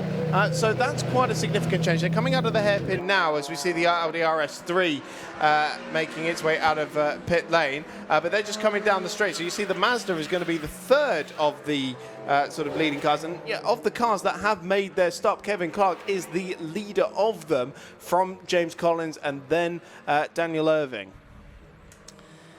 Yeah, that's right. So a bit of a shake-up then amid the pit stops. It's not been plain sailing for the car that was leading on the road before those driver changes and pit stops. And there's only 2.5 seconds between them as well, which is quite surprising. So we'll see how that unfolds later in the race. They've also got they've got quite a significant gap to the car behind them, which I think, well, the 78 has only just emerged, so it would have been in the pits when the timing was updated. So next car, I can tell, would be the 69. Andy Schultz started that BMW M2. Not sure if Matt Hampson is now aboard that car. I would suspect so, but I think that would be the next car. In fact, yes, that's just been updated onto our timing screen, so that might be a net 4th, depending on where the Audi TT comes out. Looks like the Daniel Irving Mazda MX-5 is losing a bit of ground to the 2 BMWs ahead, which is possibly not too surprising. Alan Hunson, the quicker of the 2 drivers in that car, so maybe the MX-5 just losing out a little bit to those 2. Those 3 cars at the moment in 5th, 6th and 7th, but they're the first drivers to have made their stops. But it does look like Tim Marshall wants to come in for a second time, but that's possibly the second time to serve a penalty, because we did have a penalty board go out for them at one point. Yes, that is a good point. I was wondering, because they do have 2 on there, but it is likely that the second one was for the penalty. Let's head down to the pit lane once again. Tom Butterworth is speaking to the driver of Team 169. I'm down in the pit lane with Matt Simonite, who's just got out of the 169. Matt, how's the race been going so far? Yeah, we're a bit slow off the start. We lost a bit of time. Made it back up during the pit window. We stayed out a bit longer than everyone else. Got the lap times back where they need to be. Made a bit of time, but I think we're currently P2 or P3. If we can keep the pace going, James is a little bit quicker than me here, so we should be on for hopefully a podium. Okay, well, you've got an interesting sponsor for this year on the car as well, which you're from Chesterfield, so I'm going to go with them being an air conditioning shop in Chesterfield, Yorkshire Air Conditioning Shop. Is that what it is? Yeah, so they sell fans and other types of air conditioning. Only fans. That's all they sell. Yeah, that's it. So so the sponsor came across from Type R Trophy. So it's ran James's Civic for 2 years with the OnlyFans sponsorship on. He's come to do a full season of this and brought the sponsorship over. We went a bit more bolder with it this year and went like a full livery, so they are the title sponsors. But yeah, we do get a lot of attention from it, which is pretty good. It helps the other sponsors because it draws the eye over them as well. So, yeah, it's a good one. It gets the conversation started. It certainly does. Yeah. Great stuff. Thanks very much. Hope you have a good run in the for the rest of the race. Are you getting back in? No, he's going to double stint this end bit. He's doing double stint now. Great stuff. All right. And who's your driver? It's James Mansell. James Mansell. There we go. That's our chat with the 169, the OnlyFans car. That's all done and dusted. Thanks very much. Thanks very much, Tom. We're exactly halfway through this race now, and there's the number 8 car, which I understand has just had a drama, Chris. Yes, just had an off at Sunny Inn, we've been hearing in our ears, and of course that car has already been into pit lane twice, we believe once for a penalty, definitely has picked up a penalty, we believe it served it, so it's not been really smooth running for the Tidmarsh Webster Flying Tangerine Racing Ginetta G40, bearing in mind that car was for so long in this race on the back of Jonathan Packer for the lead in Class B. That's right. So it's all sort of fallen apart a little bit for them. And obviously in the early stages of this race, we also lost their early Class B leader, which was the Chris Nyland Honda Civic as well. So it's all sort of opened up for Jonathan Packer here to have an uncontested win maybe in Class B. He's still got to make both of his pit stops though. And he's got an hour left to do it, or 59 minutes left to do it. He'll have to do it before the last 15 minutes of the race. Ben Williams is just coming in, one of the 4 front runners yet to have made his pit stop, so he is going to come into the pits and will either stay in the car for another stint or hand over to Alak Iyengar. It might be, though, that as we're halfway through the race and if you want to share the driving evenly, there'll be a driver change there. Yeah, I mean, in theory, you could do your pit stops on back-to-back laps, couldn't you? Just whether you've got the fuel to actually be able to make that happen. Well, if you've gone halfway into the race, you should be able to go the same distance through the end of the race. Yes, that is very true. In theory. So this, the Ginetta G40, I believe the car in front of it was actually full position. It was the Lotus. Yes, it was. They're only half a second at the timing line last time around. That is not necessarily for class position because the Lotus is Class A, Ginetta is Class B, but that was for 15th and 16th position. Overall, as we can see, the Capture Motorsport crew at work here in the pit lane. Yeah, there they are. Just getting the fuel into the car. You can see the precautions that have to be made. The extinguisher has to be on. Is that Dylan Brichter that's just come into the pits? Was that Scott Parkin? There's an Audi TT that's just heading into the pit lane. Maybe with Parkin. It's not Brichter. It is Scott Parkin. So Brichter's still out there on circuit, and yeah, we can see. As we said, it's an extended session. He's sort of flapping the gear lever. Very no, I know they like flappy paddle gearboxes, but that's not quite the flappy paddle they're after. It looks like the gearbox completely given up. I've never seen a gear stick move like that before. Yeah, it's sort of very, very wobbly, wasn't it? There's the Tidmarsh and Webster Ginetta again. You can see it's got some tape on the right front wing. Some damage has been picked up at some point as well. And that's just behind on the road, the number 97, Connell. Oh, and that's actually for position as well, again, not for class position. Connell and Wilkinson Hughes in Mazda MX-5 number 97. They're still winning second in Class C behind the Sam Dennis and Ash Moore car. Albeit quite some distance behind it. So the Ginetta should get through. It's a class above, quite literally, Class B compared to Class C. And yeah, make short work of that car and goes up to what I think is now 14th position. And then you could just see the Lotus behind as well of Neil Huggins and Lloyd Huggins. Lloyd Huggins, we've seen in Mazda MX-5 before. Neil Huggins' father has raced in all kinds of cars. Yeah, that was the car that the number 8 Ginetta was fighting just a lap ago, but has now moved its way through into 14th position overall.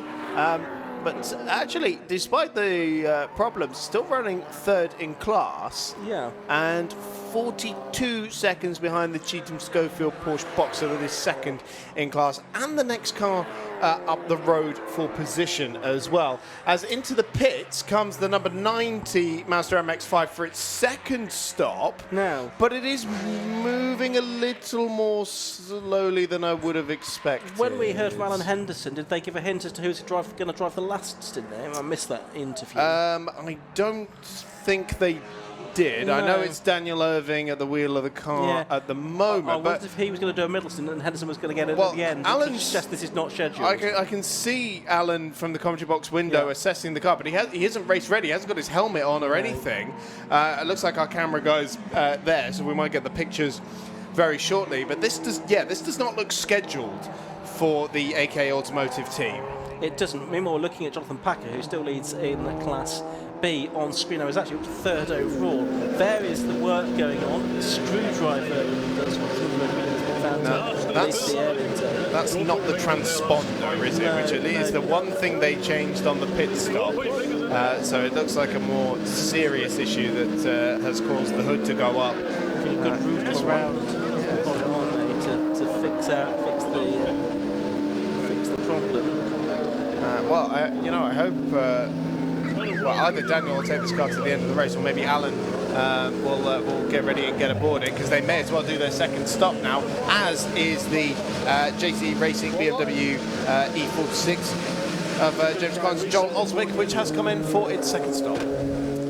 Yeah, confirmation of snap linkage on the Scott parking car, which is now done for the day.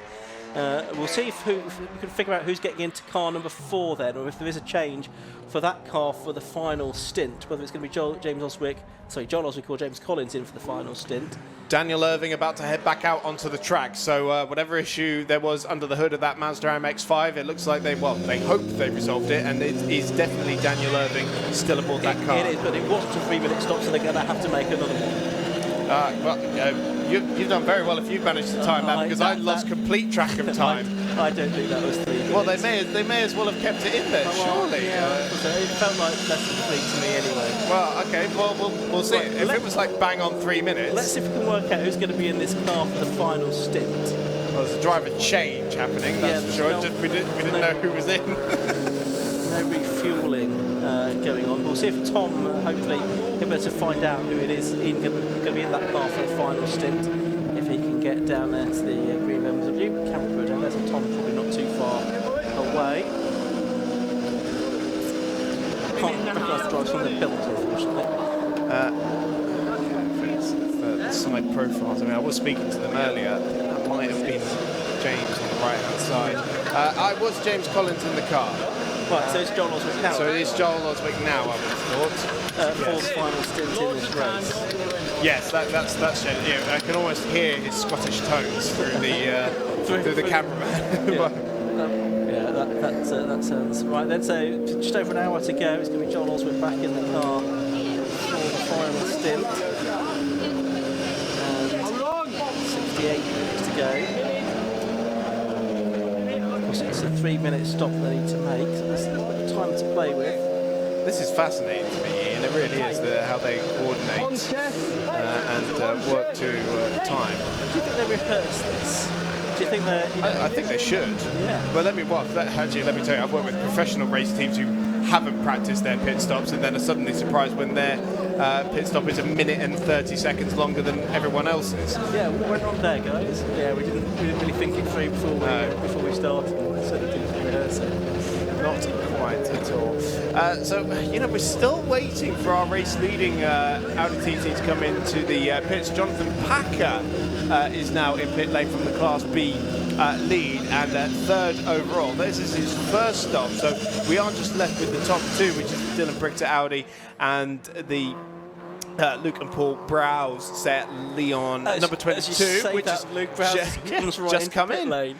So that was good timing there. So now we are just waiting for the Darkside Audi to come into the pits, as looks like Joel Oswick is about to head back onto track. He's been pushed out. I can see it in pit lane now, and he's going to rejoin. So it's kind of the first of the second of the front runners to make their second stop. Let's see where he comes out relative to Daniel Irving, which has been into the pits for a second time, but if your math is correct, it will need to come in again to fulfill the requirement of a second 3-minute pit stop. Or they could take the penalty that would come their they way. They could, but the penalty's got to be bigger than 3 minutes, isn't it? So. I need to check the notes to see what it is. But it would be based on how short they stopped and a bit more. basically. So they so normally, it might not be as bad as taking another full 3 minutes. No, that's true. Generally, with short pit stops, they tend to just double however much you missed it by. That seems to be the general rule of thumb in some of the other series that I've been seeing. But we can see Joel Oswick back out on track here, and he has come out behind the Mazda MX-5 that he was battling with, which is surprising because he was ahead of it when he came into, when they both came in to the pits. But maybe we'll see a little bit later how that shakes out. Might have come out quite far behind, actually, which would rather back up your theory, Ian, of the Mazda doing a short stop. But we'll get confirmation when it gets over the timing line in a few seconds' time, just how far behind the Mazda he is. And he is a good 50-odd seconds, 55 seconds maybe even, behind the Henderson Irving Mazda. And bear in mind, James Collins was ahead of that car when they both came into the pits. I'm just wondering when the Dylan Brichter car is going to come in. It's just going through the complex behind our commentary. It's like it can run forever. Well, I'm quite impressed. It's gone for an hour and 26 minutes. We have a little bit of safety car running in that, but surely it's got to be bound for the pit lane soon. But not this lap. It's going past our commentary box once again, being passed by Kevin Clark, who unlaps himself effectively once. It was 2 laps behind. He's now 1 99/100ths behind at the moment.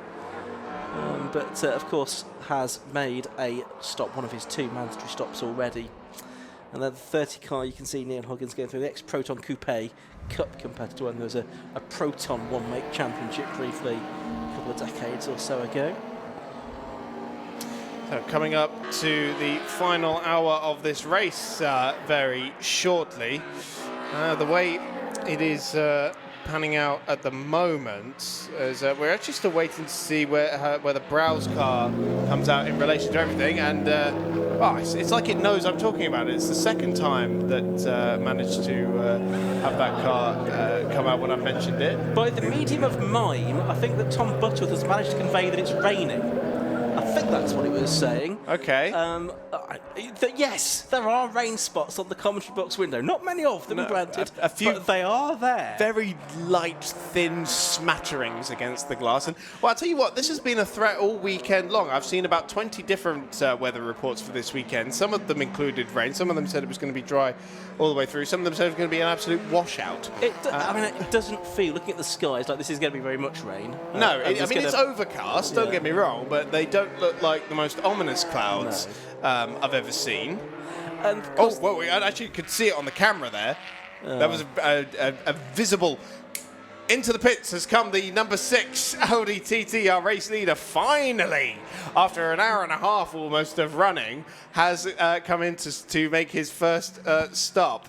So we're going to be interested to see where he comes out in relation to the rest of the field, because it looks like we're finally going to get some sort of order in the next 2 laps. We'll be able to give you a fairly definitive order, minus the 2 cars that have served their second stops. Joel Oswick has just done the best lap of the race, 1:26.732 on what would have been one of his first laps back out of the pits, won't it? Yeah, it must have been the first flying one, because he's just come across the line again with the 28.3. Yeah, so he's certainly got in the car and immediately gone very quickly, and we'll see how all of this shakes out. Having made 2 stops, the only car that... Well, you've got the Moore and Dennis car. Now, that must have served some kind of penalty, because that's now made 2 stops as well. I think it's currently in the pits. Is it in the pit lane? Is it not? I believe it is. Because, I can see it. So the rear end of a Civic. Yeah. And I mean, that is the Class C leader. Okay, so that should drop down as well. So it will drop down. The closest car really that's made its second stop is the number 90 Mazda that we were talking about. And we still don't quite think that that's made a legal stop. But great pace from the JC Racing car. All calm at dark side, which it has not been in this race so far on the other side of the garage, so to speak. No, well it is now because the car's retired from the race, so there's not much more they can do. But yeah, it's going to be Ryan Parkin getting in for the final hour of the race, taking over from Dylan Richter, just getting the car on jacks. It looks like they're changing a wheel. Maybe you can see the treaded tyres that they run on in Club Enduros, so no slips or anything like that. There's a bit of steam rather than anything else that's coming out of the engine bay.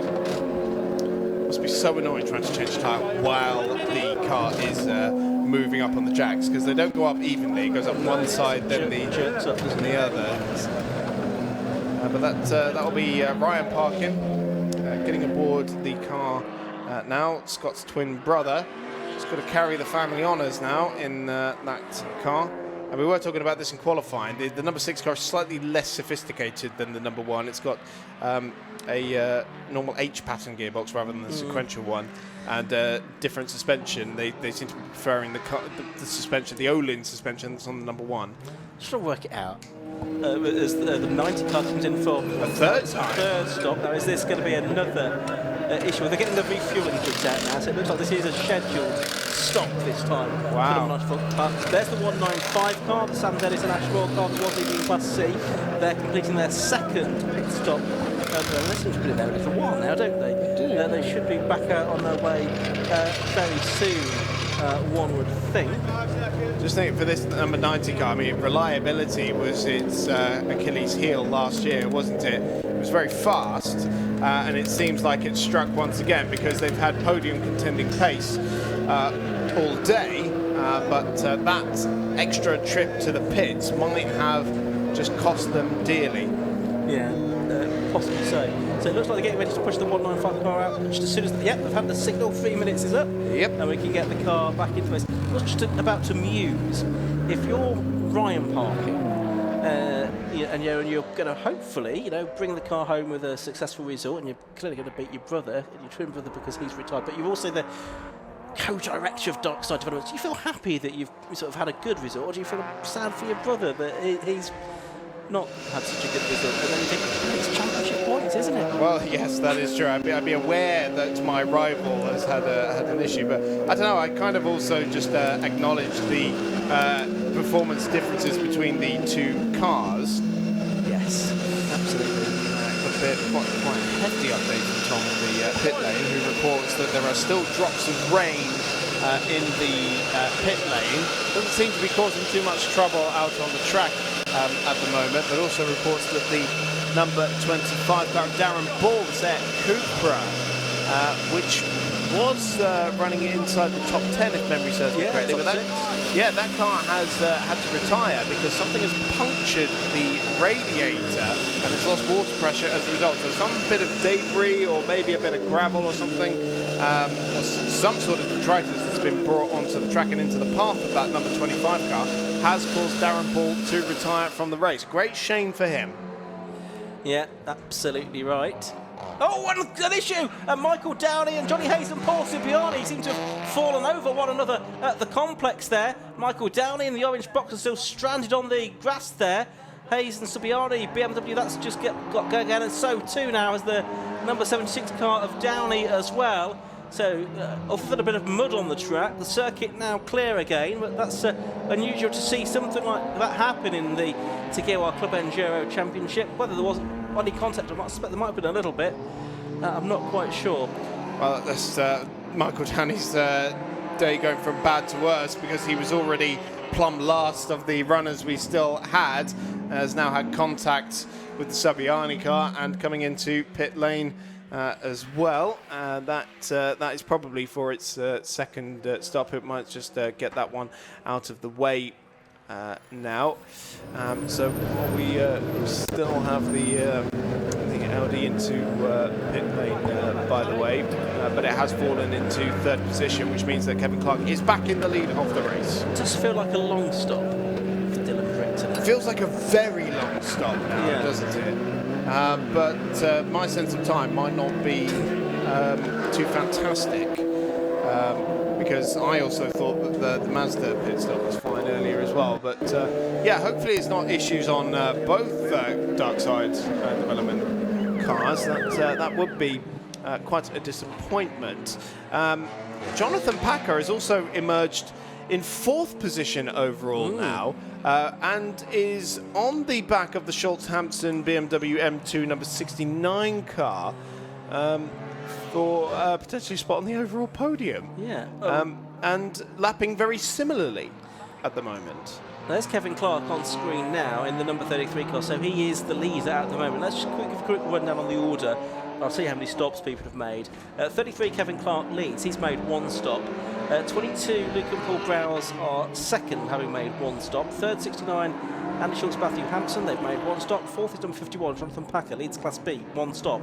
Fifth 82 Ben Williams and Alan Iyengar, 1 stop. Sixth number 78 Matthew Stockford, Alan James, that's 1 stop. Seventh number 6 still in the pit lane, I think. Yeah. Dylan Pritchard and Ryan Parkin, as they have been for a long time now, so maybe neither of the dark side development cars going to finish, but they are there. 1 stop so far.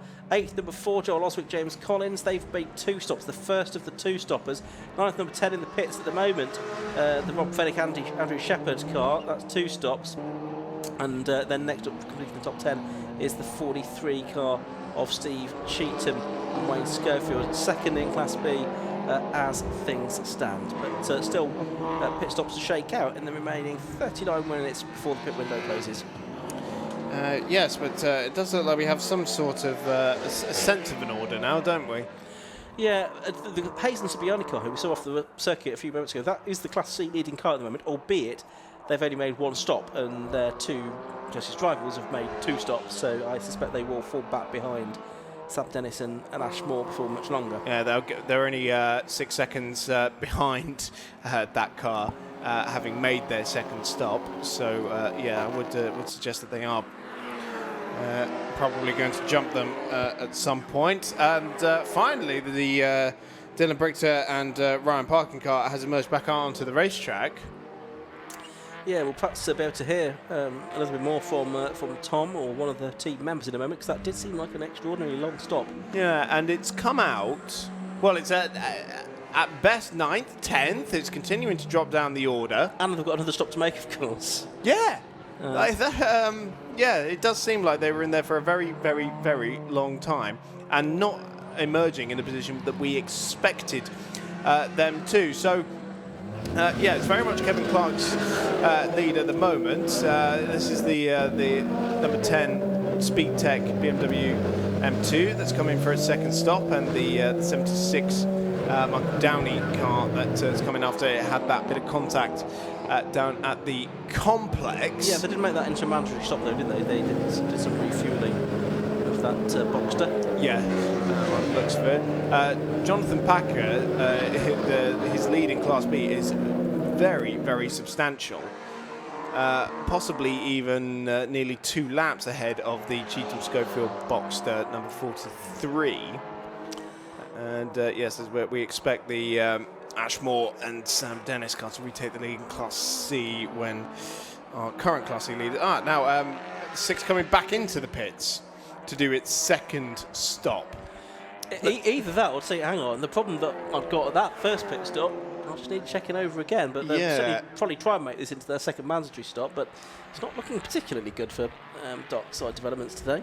No, it isn't.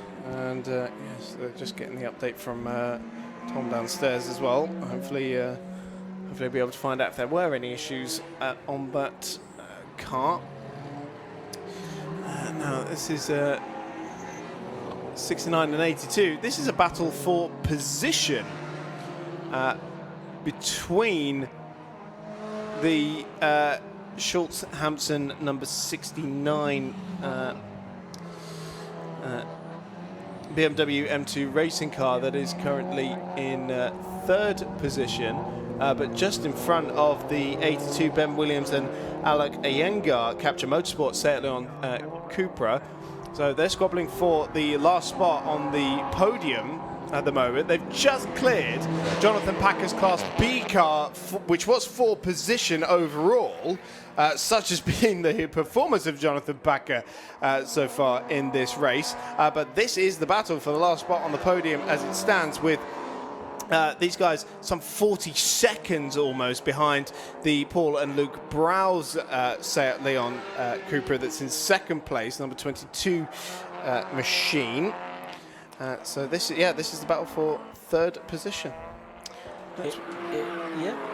Just a word on the Browse. I mean, that's a good effort from them because they're getting used to this front-wheel drive Cupra for the first time, having had a rear-wheel drive BMW previously. I think was it Luke yesterday who was saying that he had pretty much burnt through the front tyres in his first stint in the Road Sports race, which is considerably shorter than this race that we have today. So, yes, a very good effort there. Hood's off the number 6 car again. And once again, they don't seem to be in much of a hurry to get that car back out, do they? It's feeling like it could be a terminal issue again for Darkside here, which would be a great pity. The team's body language doesn't suggest a great deal of urgency about their operations. We believe it's Matthew Hampson at the wheel of the 82, don't we? Because Andy Schultz started the car and they've only done one stop. So currently in fourth position.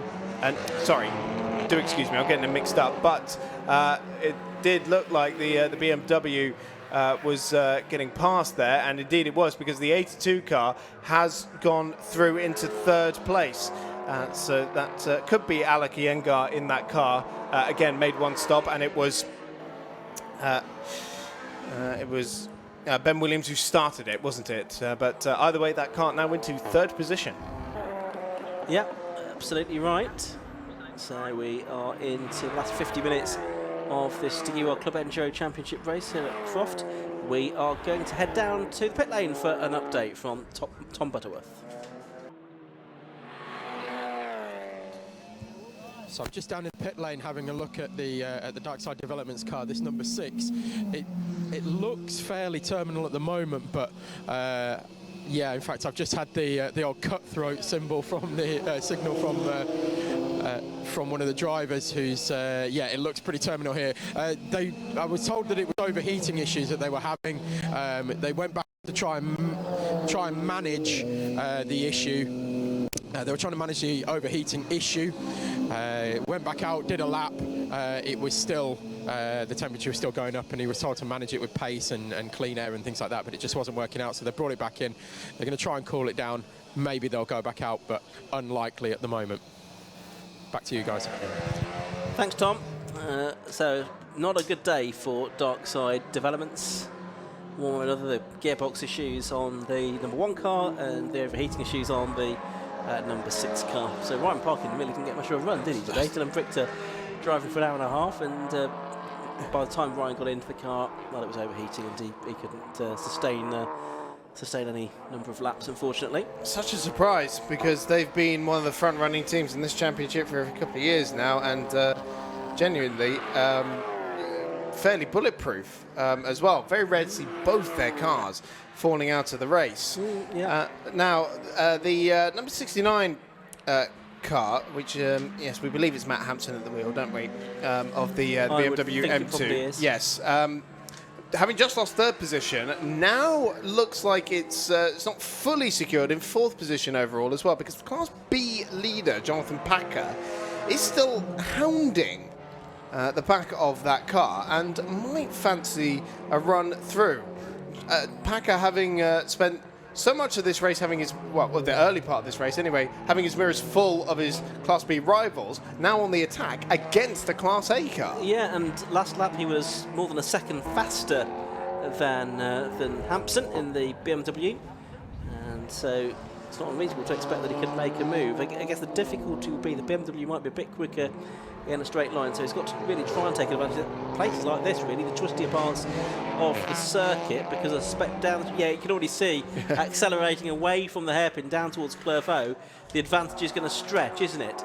And look at that. Hampson is going to be, I don't know, well, a lot of car lengths ahead by the time they turn in to Clervaux. So really it's going to be through the slower parts of the circuit, the twistier parts of the circuit, where Packer is going to have to try and make his move. Of course, he's got no real need to, because points in the Club Enduro Championship scored within your class, and he's leading his class at the moment. Yes, and they also go to an overall championship as well. So, you know, we were talking about Scott Parkin being the overall champion. He won it in a Class B car.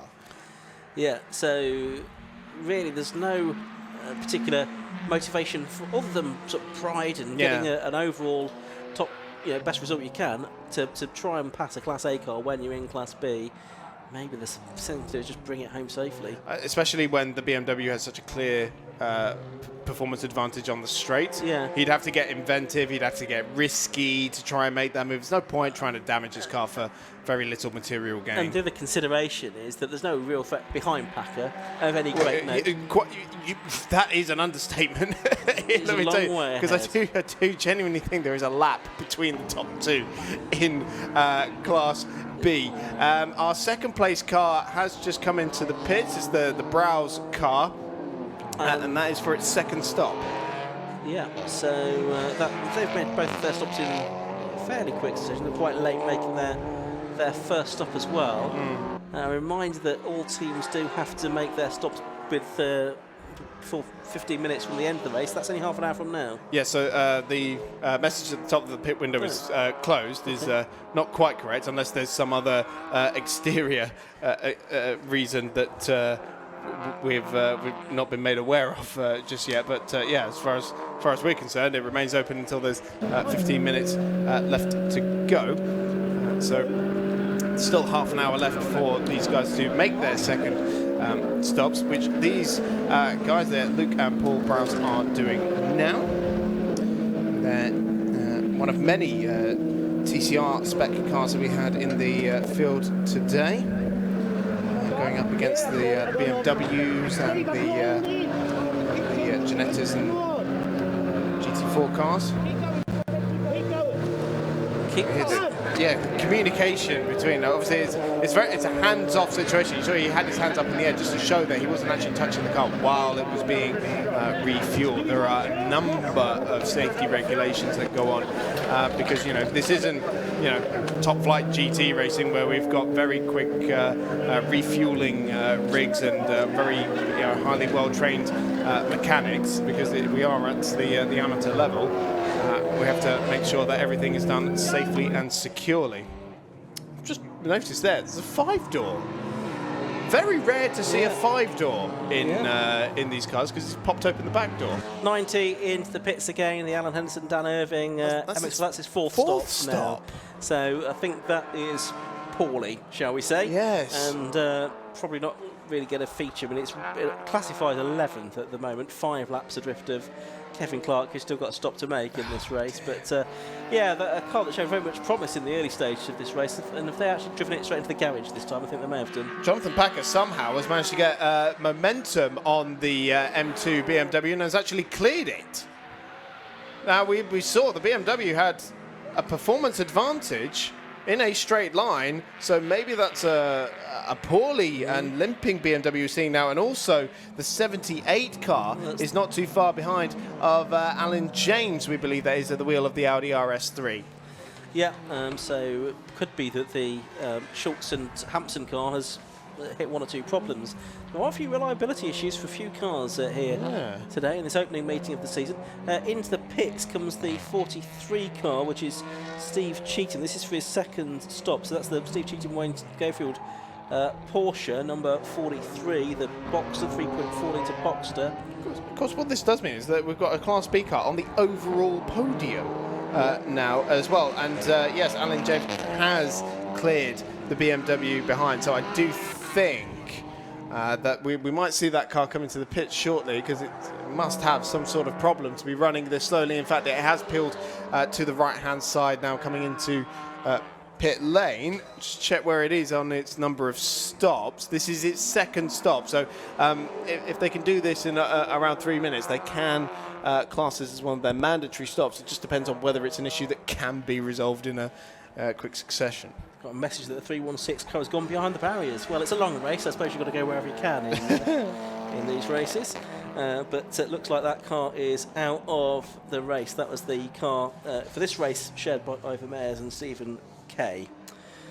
41 minutes left to go. There is Kevin Clark still in the lead on the timing screens. Still with a stop to make, but I think looking in a pretty good position for what will be a dramatic overall result from the pit lane. He was disqualified from qualifying because the Intersport Racing prepared car was found to be underweight. Here's the Hampson and Schultz car that we thought might have just been in trouble. Just looks like they're planning on doing a drive change. There's Hampson, you can see, with the black overalls on, and it's Andy Schultz getting back into the car. So maybe he was just having a slow lap back into the pits. Potentially.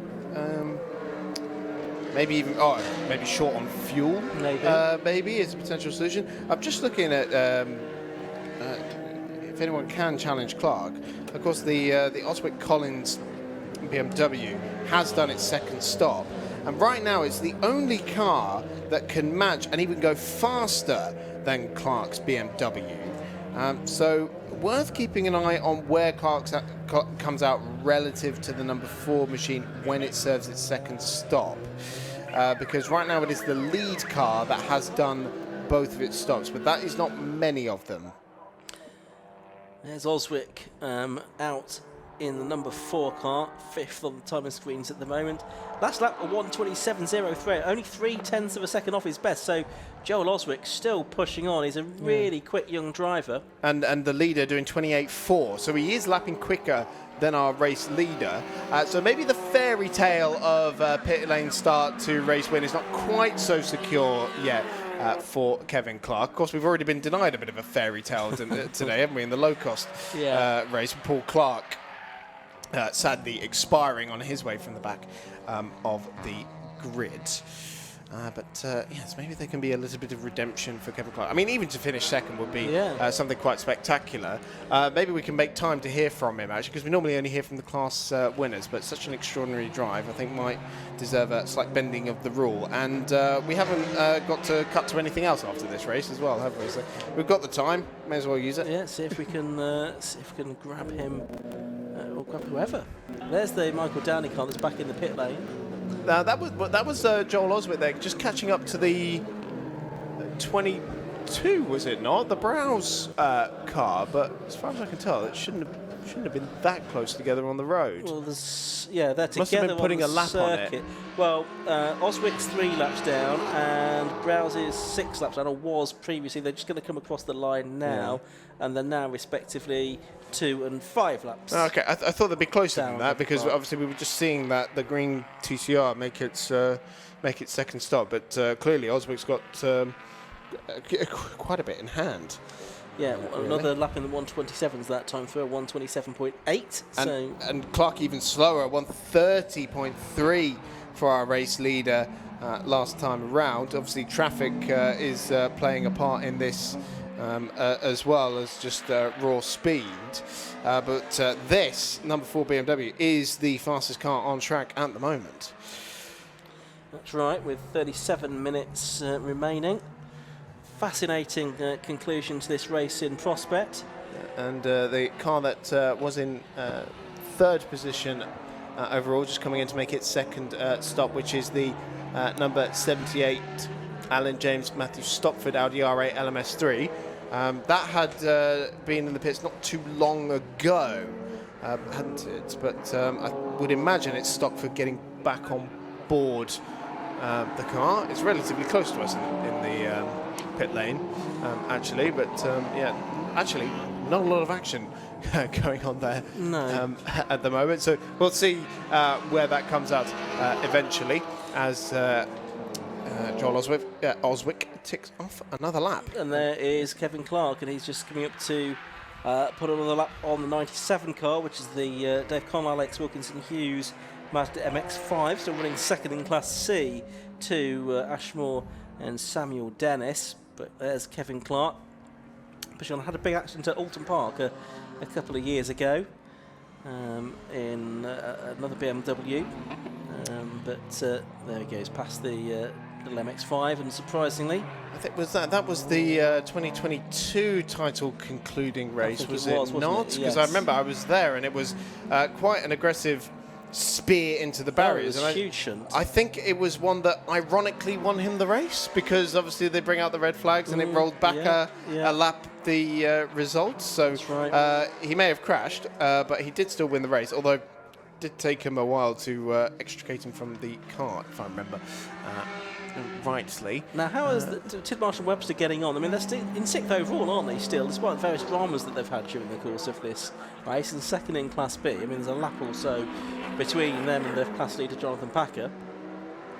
Yeah, it seems to be. But yeah, 6th overall, as you mentioned, and certainly quicker than a lot of the Class A cars. He's about to put another lap on the number 10 Fenwick Shepherd BMW M2 that is currently 10th overall, and he's some 2 laps ahead of that car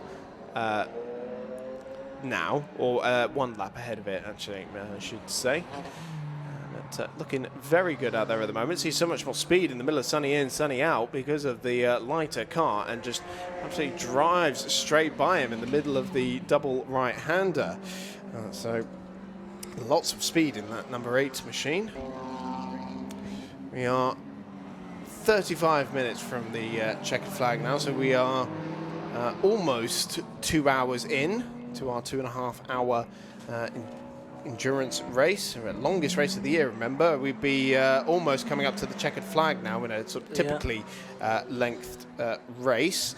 Yeah, and it's just one extreme to the other, because it's only a 75-minute race for the next round of the championship at Brands Hatch on the Grand Prix circuit. I'll tell you what I haven't mentioned actually yet is that the fastest lap of the race from Joel Oswick and James Collins, which I believe was Joel Oswick lap, his 26.7 is a new Club Enduro lap record. It beats Will Stacey's 27.11 from last year.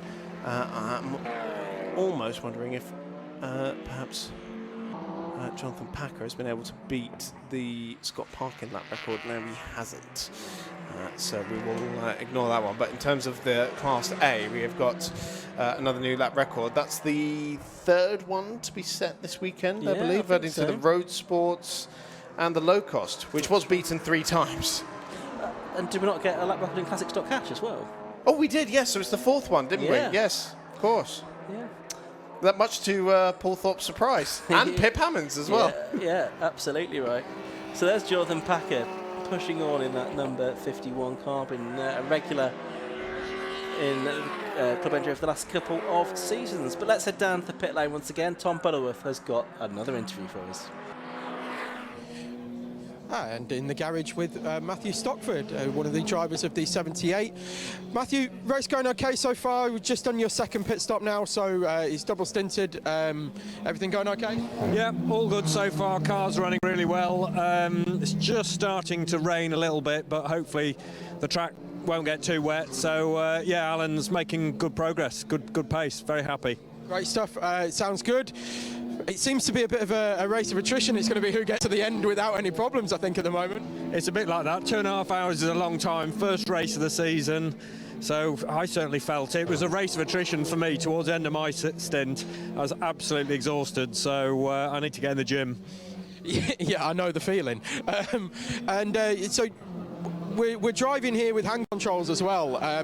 Just walk me through a little bit of the technicalities, really, of it, of how the throttle differs, how the brakes differ compared to actually pressing a pedal. Yeah, I mean, it's a really simple system, actually. So the gears, it's a DSG gearbox, so that just works on the paddles as normal. And then I've just got a bar that I pull effectively to accelerate, and you push the same bar to brake, so pull to accelerate, push to brake. There's a slight disadvantage there in so much that you can't be heel and toeing, you know, braking and keeping the revs up. And there's that extra sort of pause between as you come off the accelerator onto the brake, but, you know, it's a good, simple system that won't go wrong. So I'm getting better. Okay, well, that's good to hear. Yeah, I mean, with a DSG box, it's you kind of heel and toeing's kind of out the window anyway, isn't it? But yeah, it's sort of, but you can still maintain your revs and you know, and be on the brake. It's a far quicker process switching between the two, which isn't the same with the hand controls. Okay, but the race is obviously going well. I mean, whereabouts are you positioned at the moment? When I last looked just then, we were 4th. Okay. I'm not sure whether we dropped any during that pit stop, but and Alan was making good progress. So we'll see. You know, a top 5 finish for us will be a cracker for the first race. Great stuff. Well, fingers crossed we'll be interviewing you again on the podium later. Hopefully, yeah. Great stuff. Thanks very much, Matthew. Thanks for talking to us. Back to you. So Jonathan Packer continuing to circle in his Class B leading VW Golf. And we can take a look at the standings. And I was going to give you an update on the Clubman Cup cars, which is for the pre-2010 H-pattern gearbox cars, which is being led by our Class C leader in the 195 Motion Motorsport Honda Civic. That is Sam Dennis and Ash Moore, currently circulating in 11th position overall, but we've got a slow-moving number 22 Seat.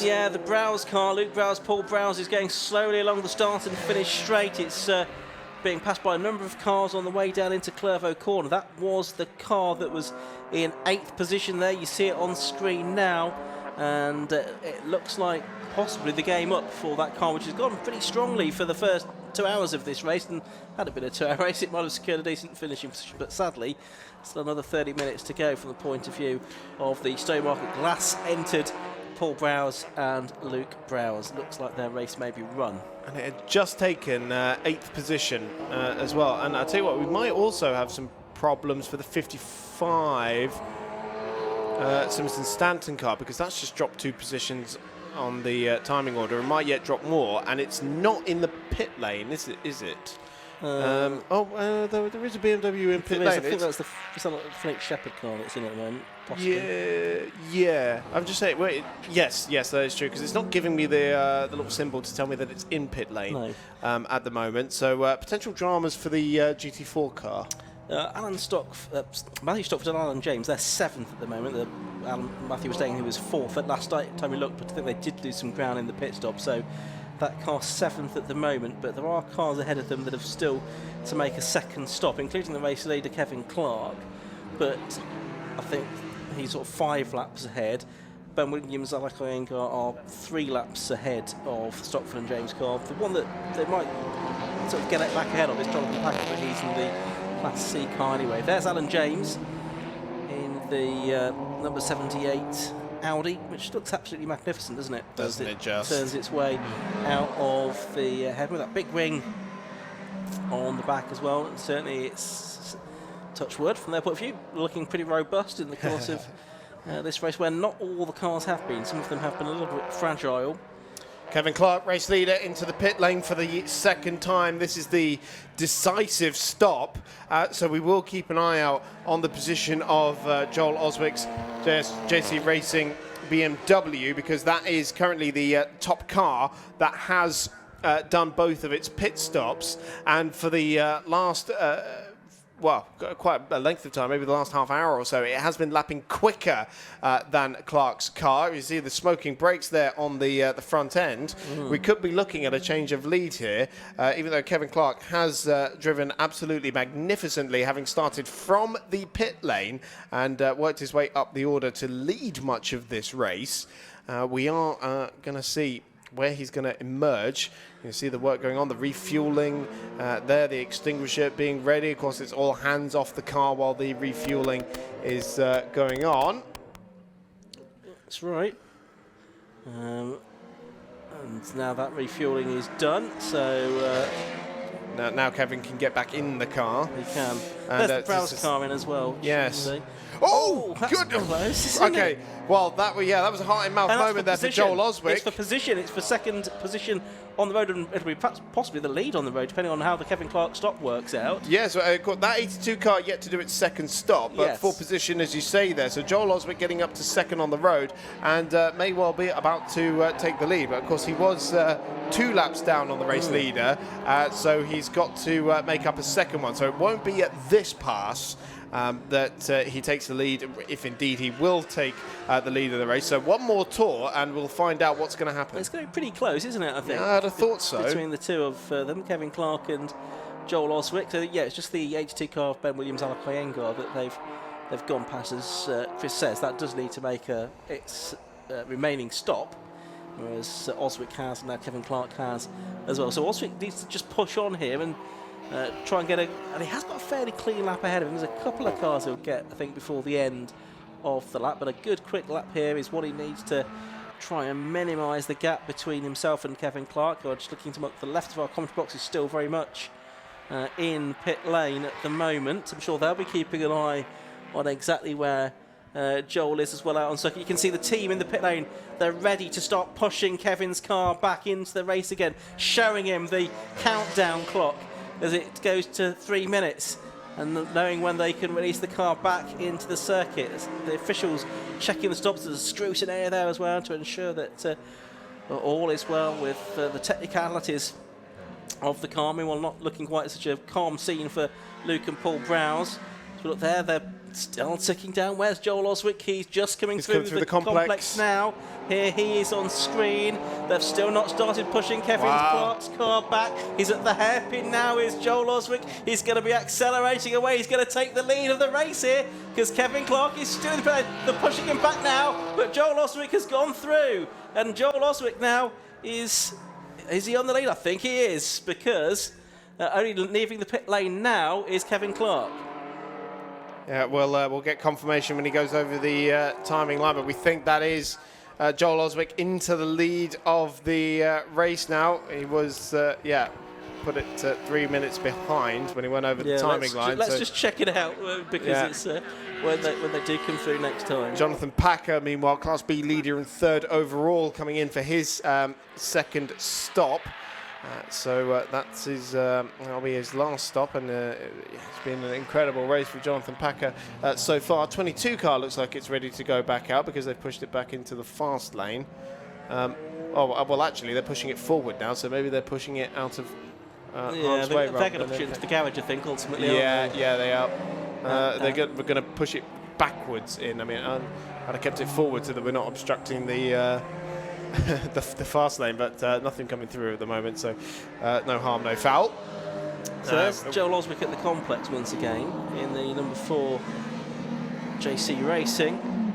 Quite plain dark green livery on that car, isn't nothing flashy. Yeah, nothing in the way of sponsorship either, so it's not too supported. And this is confirmation, the retirement of the number 22 Paul and Luke Browse, Seat Leon TCR. Right, Joel Oswick over the line and is now leading this race. Confirmation on the timing, and also that Kevin Clark has fallen behind the 82, which is yet to make machine. It stop. But yes, good point there. So Ben Williams and Alec Iyengar was Seat Leon. Over the line, Kevin Clark has gone and he's 21 seconds behind with 23 minutes remaining, so he's got to make up a second a minute basically to try and win this race. Best laps that they've done, Oswick a 126.732, Clark a 127.326, and although those times are anagrams of one another, that's not going to give Kevin Clark any succor, I don't think. The problem is that Joel was just lapping so much quicker than Kevin for such a long time, wasn't he? So I would be surprised if Kevin came out now and started lapping quicker than Joel, but we'll see.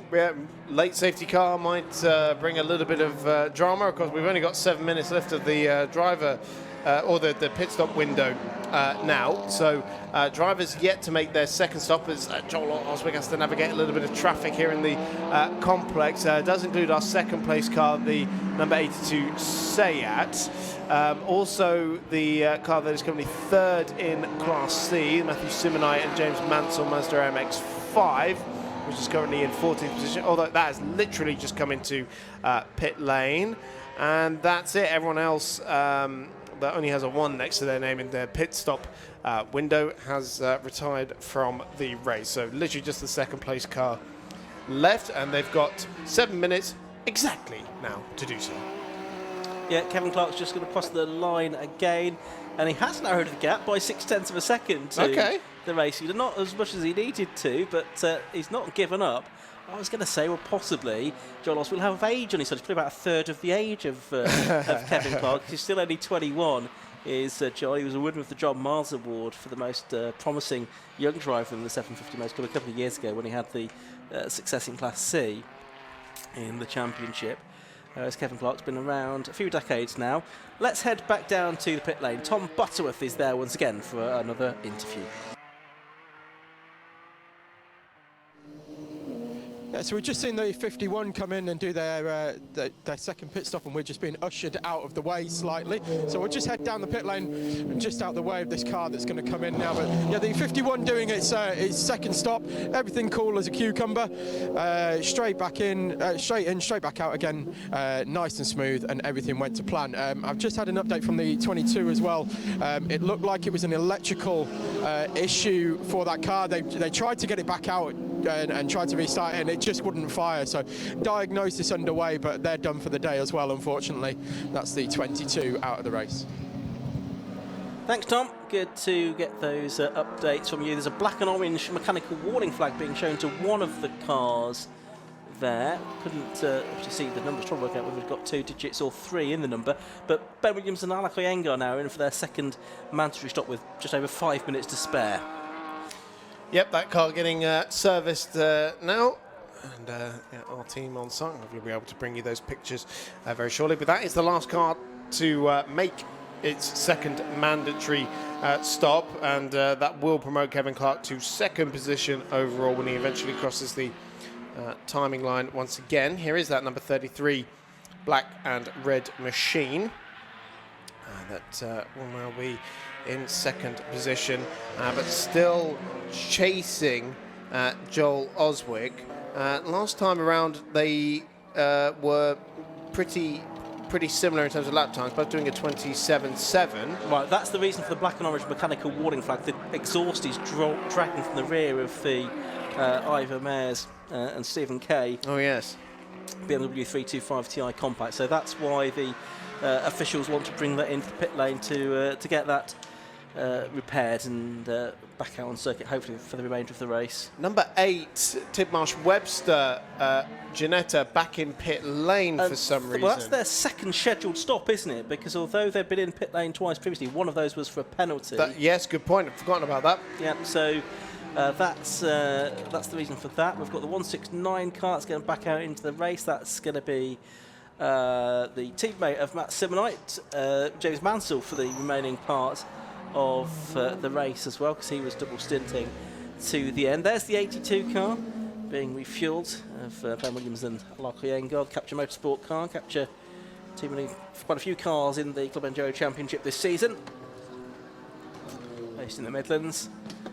And yeah, frantic work being done because they want to get as the best position overall that they can do. I think they'll slip off the podium positions with this stop, but nevertheless a promising run. The 316 car of Mayers and Kay is now into the pit lane as well, so that exhaust to be examined and repaired. And that's a car that's been in the wars so far this weekend. It retired quite late from the road sports race yesterday with its front wheels pointing in 2 different directions. Yeah, now this mechanical warning flag with the exhaust hanging off it. I mean, it's not the worst problem to have. At least the wheels are still pointing in the right direction. Jonathan Packer here, now currently second in Class B, but that is because the Tidmarsh Webster car hadn't served its second mandatory pit stop, the 3-minute one, just yet. So although it shows that car 4th overall and in the Class B lead, Jonathan Packer about to take that back again. Yeah. And as somebody who's been absolutely dominant in that class today. Yeah, absolutely. I mean, it wasn't always the case, but the first half hour it was quite lively, wasn't it? It was an absolutely fantastic battle with 2 other cars, yes. Yeah, three-way battle it was for the class lead. Including the number 8, yeah. Who was right up there with Packer in the early stages of the race. Kevin Clark here in second position overall. And losing time now to Joel Oswick. It's the gap to about 23 seconds, so it's going in the wrong direction for him. Yes, he was 1.7 seconds slower than Joel Oswick last time around. So slide in the back end of that BMW out of Tower Bend. So maybe Kevin just had a couple of clear laps and Joel was in traffic. Maybe we won't know for certain, but yeah, it's not quite going in the direction it needs to go in as it stands. Just lapping the Class C leader there, the 195 car of Ashmore and Samuel Dennis. Just looking at the sort of other positions within that class, it's still Conor Wilkinson Hughes in the Mazda MX-5, second in that class in the number 97 car, and Johnny Hayes and Paul Supiani third in Class C.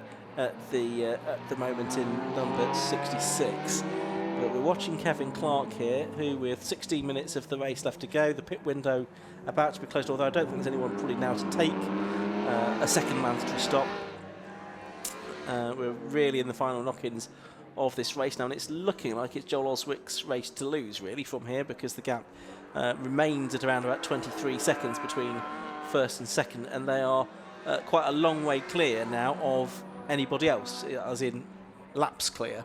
Yes. Rather than seconds or minutes, we're measuring it in laps. Yeah, there's quite a few between the top two and the rest of the field, isn't there? And in between third and fourth as well. So, yeah, it's a great start to the season so far for Joel Oswick and James Collins. Obviously, Joel Oswick moving across from the German Auto Works team that he raced for the 2 prior seasons and won the Class C title with them in 2022. Moved into Class A with them last year, but now joining the JC Racing squad alongside James Collins. This is their repair work on the 316 car, having been brought in for a mechanical, although it doesn't look like it's quite fixed just yet. But yep, new team, new car, new environment for Joel Oswick, and right now they're not only leading, they've done the lap record as well. So I'd call that a decent day's work. Yeah, absolutely. And now the pit window is closed. It was the message was displayed a little prematurely earlier, but it is now officially closed because the 15-minute to go mark has been reached in this race. So now it's just about playing out to the end. Reliability. I don't think we're going to see any changes in Class A or Class B. And what's the gap between first and second in Class C? Well, again, it's it's 1 lap, isn't it? I think between the first 2 cars there. So it's about reliability at this stage of the race and just making sure you can bring your car home.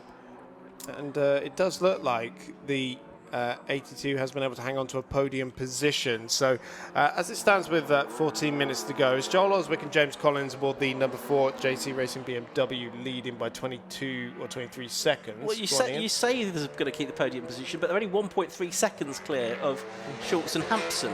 Now, without Schultz back at the wheel. I'm all meant in terms of where it was going to hang out in terms of the pit stops. Yes, Kevin Clark in second position, but definitely a battle to be had the closing stages of the race for third position overall between the number 82 Ben Williams and Alec Iyengar Capture Motorsports Seat.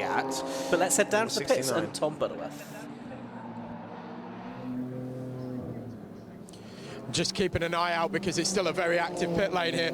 There are still cars coming in and out, even though there's only a few minutes left in the race. I just wanted to give you a quick update on the number 8 that's just been in.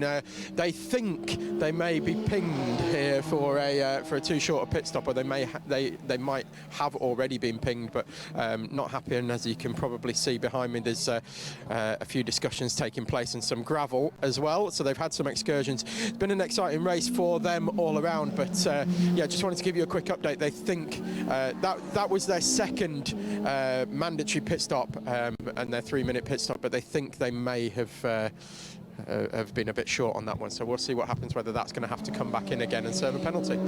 Back to you guys in the box. Thank you very much indeed. So there's our race leader, number 4, Joel Oswick, 22.9 seconds to the good at the moment. Jonathan Packer back in the lead of Class B, officially in what is now 5th position overall, and he leads by a lap, I think, to Tidmarsh Webster Ginetta G40. For third and fourth, the gap is going out rather than coming down. Yes. It's gone out to 2.3 seconds now because Ben Williams, Alec Iyengar have pulled clear of Andy Schultz. And this battle here is for overall position, with Alan James in the 78 Audi RS3 closing in on Jonathan Packer's Class B leading Capture Motorsport VW Golf for 5th position. 2.3 seconds faster on the previous lap was Alan James. And of course it is a Class A car versus Class B car. They said a top 5 finish would be very good for Stopford and James, and that's very much on the cards now here, because this is the battle for 5th position as they turn their way out of Talcorda. They're not too far ahead of Joel Oswick, are they, either, who's sort of several laps ahead of them. Turning their way through the Jim Clark S's now up towards Sunny, and through on the inside at Barcroft goes the 78 car to take 5th place away. That's Alan James up to 5th position then on the road, but Jonathan Packer still very comfortably leading in Class B. And race leader Joel Oswick about to put another lap on them as well. So I'm sure Alan James is happy to have got that move done before Joel came and interfered with the battle. Coming up to the final 10 minutes of this 2.5-hour endurance race, the opening round of the 2024 Tegiwa Club Enduro Championship, and it has been great little race I've found, and plenty of drama, lots of stuff we didn't expect with the dark side developments, car falling by the wayside as Joel Oswick puts another lap here on Alan James. We've seen some great racing, not only in the classes but also between the classes as well. Absolutely right. Kevin Clark is only now coming through. It feels like that gap is continuing to go out between the first two. 24.8 seconds it is now, so another sort of second lost by Kevin Clark there. But I think he realises that P2 is as good as he can do now, unless there's a problem for the car in front. And it's certainly got no particular threat behind him, because Ben Williams and Alok Iyengar 3 laps adrift of the 2 leaders here. Just an update. The number 90 car that we've seen come into the pits 4 times is still running, but in 22nd and 10th in class as well. That's the Daniel Irving, Alan Henderson Mazda MX-5 with the IMSA-inspired livery on it. So at least they are still running out there. Oh no, actually they are in the pits, aren't they? What I was just going to point out as well is the 119 car, Bobby Trundley and Sandro Ballesteros. I don't think we've picked up on the fact they've looked like they've retired a little while ago as well, because they are in the pits and 23 laps down on the leader. So the Team Brick car, which is entered in Class B for the Audi, is out of the race, unfortunately. Oh, you're right. I was looking at the timing screen. Normally it puts a different symbol next to the number than the one it's got showing next to it, which would have implied it was still running, but no, it isn't. It has retired from the race. We've still got 18 runners left in this race by my count. Yeah, it's a bit more attrition we normally get in the Tegiwa Club Enduro Championship. Maybe it's been a long weekend. Some cars will have been here testing. Some did road sports yesterday as well. First event of the season, maybe a few cobwebs to be sorted out before the end of the year. This is a battle for position as well for the last spot on the podium, isn't it? Because the 69 car, the BMW M2 Racing, just gone past the 82 Seat TCR. Well, that's because on the previous lap, Schultz did the personal best lap for that car, 1:29.944. So although that gap had been going out, we thought, it's not going to be a battle there after all. Well, Schultz has sort of fought back there and got in front of the Ben Williams, Alok Iyengar, the Cupra. Oh, fantastic stuff. So that's change for 3rd position overall. And in Class A, this is the number 10, which that M2 looking a little bit more beat up than it was at the start of the race, even if it was carrying some scuff marks from Donington on it. The Lloyd Huggins car has just pulled into the pits. That's the Lotus from 11th position. It was actually second in the Clubman's Cup as well, behind the Ashmore Sam Dennis car. So it was looking for some Clubman's Cup points, and still might be, of course, because of the way the results are determined at the end of an endurance race. And just on that change for 3rd position, that is a new car for Hampson and Schultz for this year, isn't it? Having raced the M3 previously, BMW M2 new to ASR Motorsport, so good debut there for the car. Yeah, it's the bright orange M3 that was quite distinctive that they had previously. Andy's team running that car, and a very experienced driver. Joel Oswick here about to put another lap on Andy Schultz up to 3rd position. Which would put them 3 laps down on the race lead. It's astonishing. Kevin Clark's the only one left on the lead lap. Yeah, it's been quite a performance from these two. I mean, look at their lap times. They're more consistently below 130s, and nobody else is really in this race. I mean, there have been on occasion but not consistently so, and not that have been reliable. So Oswick and Collins, of course, Shevnikar and Clark really in a strong performance, flashing the lights, Joel Oswick, as he goes past the line, almost like it was celebrating victory there on the last lap. But there's still 6 minutes to go. Is he just giving a general warning to slower cars to get out of his way, maybe, including that Huggins Lotus that's just gone back out of the pit lane. The speed of the Class C leader is pretty astonishing, because its best lap of the race is a 32.909. And before today, the Class C lap record in Club Enduro was 135.88, set 2 years ago by Dan Arsano. So that Motion Motorsport Type R Civic of Ashmore and Sam Dennis is pretty spectacular.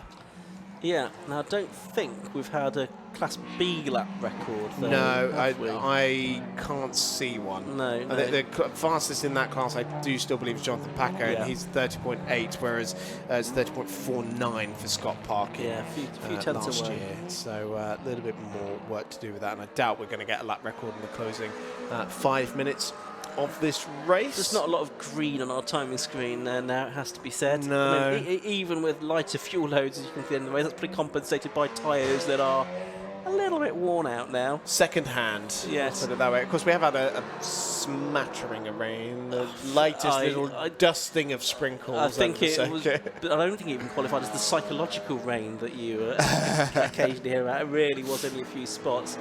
George Russell might have thought otherwise. So 89 laps have been completed. We're going to get more than 9 laps in this race. In touch wood, we've only had one safety car period as well, which is, for such a long race, is relatively unusual. And for the amount of mechanical issues we've had as well, they've all either been able to get them back, apart from Scott Parkin, who needed outside assistance, and that's the cause of the only safety car we've had so far in this race. They've also managed to do so without dumping fluids all over the racetrack as well, which is very considerate of them. This is the 195, our Class C race leader that has just absolutely smashed the class lap record that we were just talking about, and is running in the top 10 overall, and its closest rival is actually the next car in the timing order, which is the number 97 David Connell and Alex Wilkinson Hughes Mazda MX-5, which is the Scuderia Dave car that was competing in the Track Day Championship last year. But still a great performance here from Motion Motorsport, who have had quick cars in both Class A and Class B today, but making up for a little bit of the disappointment of the rather spectacular retirement of the Class B car earlier in the race. It was, yeah, spectacular the word, wasn't it? 3 laps to go, I reckon, for Joel Oswick, because there's just over 3 minutes to go, and a lap is about 1.5 minutes here, so that'll make it 3 laps to go rather than 2 for him. If he wanted to, he could probably slow down and make it just 2 laps and still finish ahead of Kevin Clark, but I suspect he'll just keep pushing on. He doesn't want to do a Jordan Pepper, though, and sort of slightly misjudge it by a photo finish's length, does he? No. Anybody who saw the NLS race a couple of weeks ago will know what I'm talking about there. Seeing that. But Oswick there, continuing to push on with 21-year-old from Cheshunt, mechanic occupation, but clearly no mean driver as well. I think he would have ambitions, if he could, to try and progress with driving in GT or sports car racing. Yeah, going for his ARDS license, but still an apprentice mechanic. Actually, with German Auto Works, is the company he works for. That's why he was racing for them, of course, when they were still running in the championship.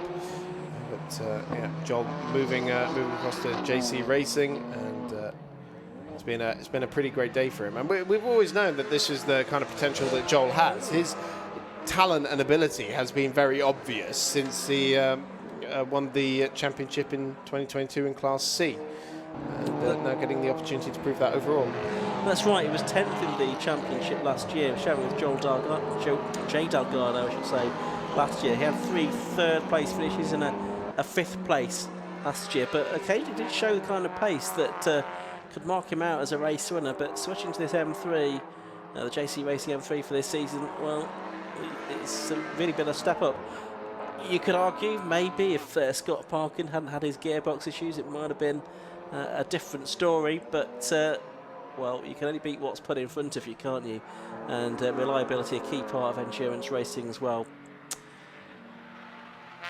There's the car that's in 5th place now, which is the Williams and Iyengar car. And there's our 2nd place man, Kevin Clark, and our Class B leader, 51, Jonathan Packer as well. In 6th position overall. Just wondering if we're going to squeeze in another lap. 40 seconds left on the clock, and Joel Osrick's coming into the complex. Yeah, it's going to be nip and tuck. Yeah, I think we should do, if we do go the full 150 minutes. Yeah, we will, won't we? He's already at the hairpin, so last lap board will go out now, won't it?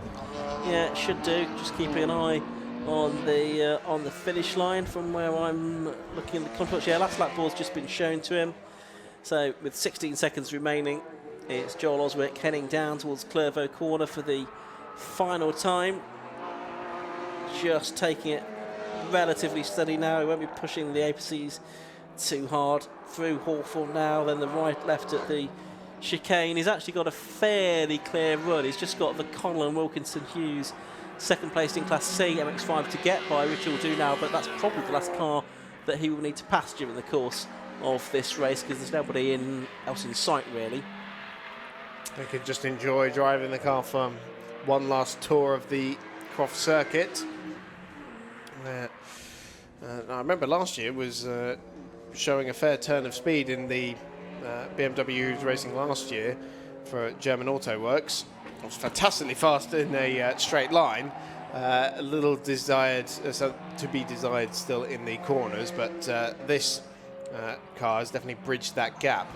And it's a very formidable pairing and car driver combination for the rest of this year.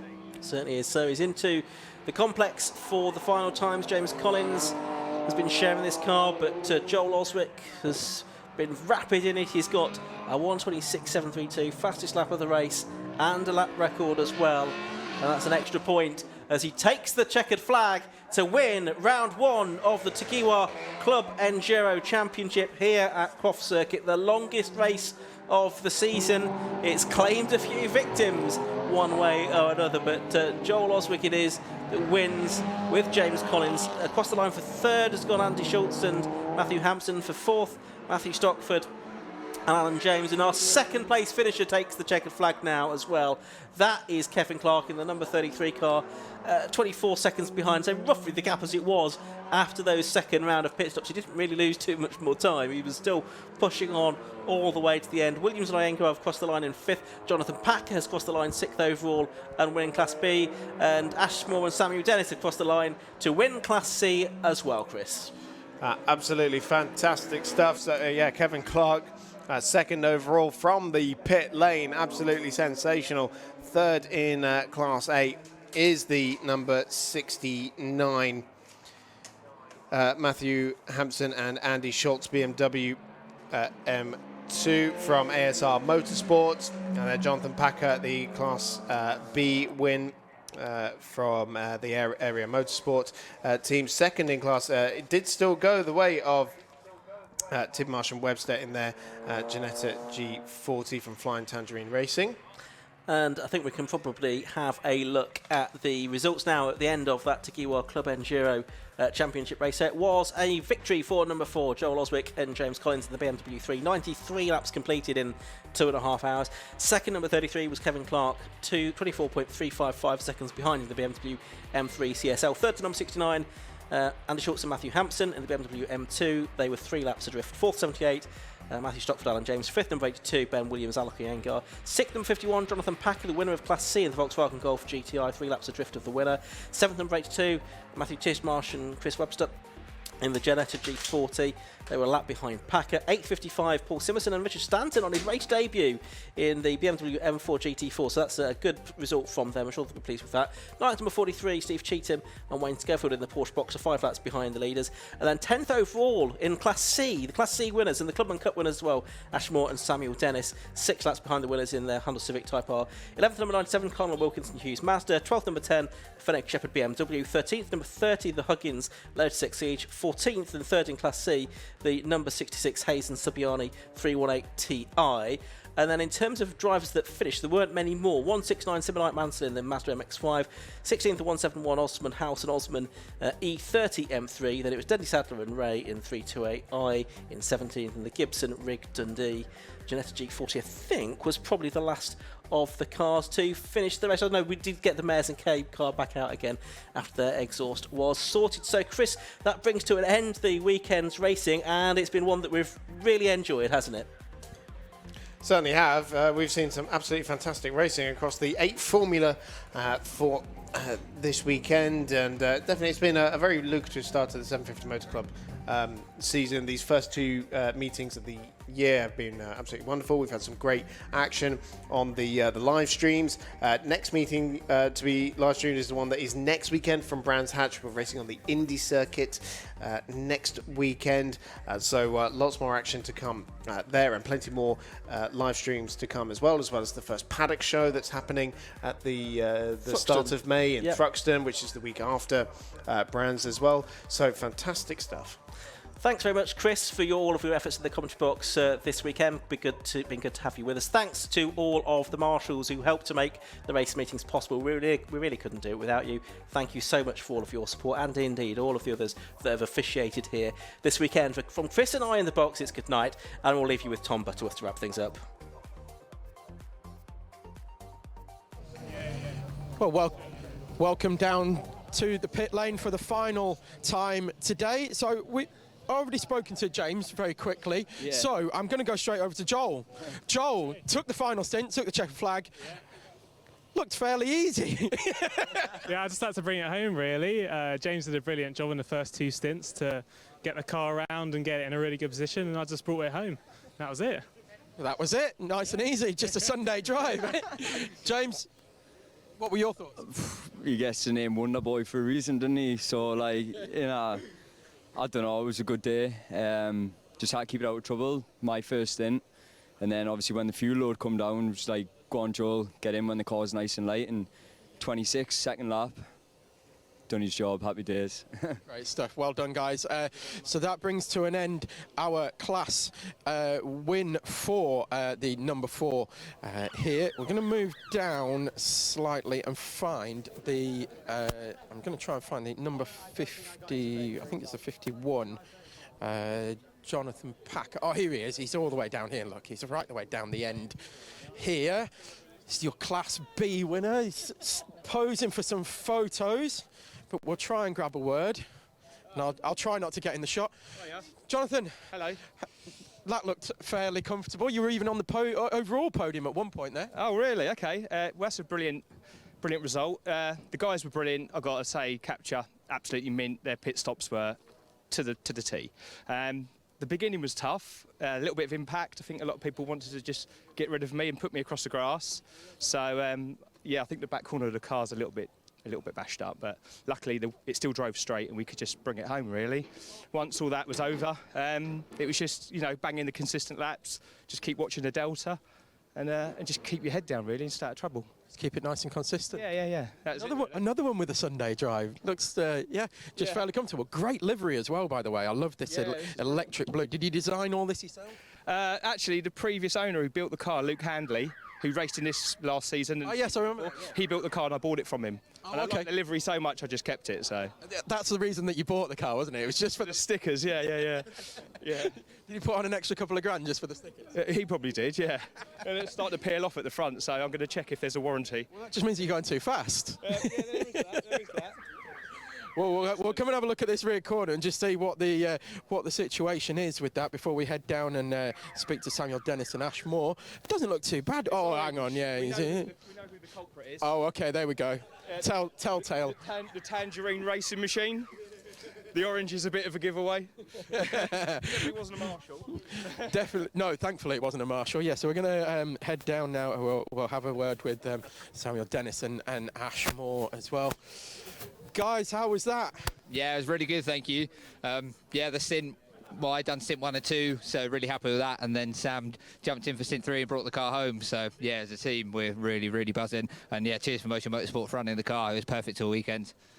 Great stuff. And Sam, happy to take checker flag and run it to the end? Yeah, definitely. Second win of the weekend.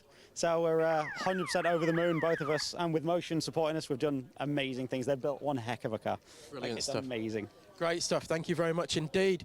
Congratulations to you once more. So that brings to a close our day's racing here at Croft, and in fact our weekend's racing here at Croft as well. I hope you've enjoyed the coverage as much as we've enjoyed bringing it to you. We've had some brilliant action in all sorts of different classes, from open tops to, as you can see here, tin tops. It's been a fantastic weekend.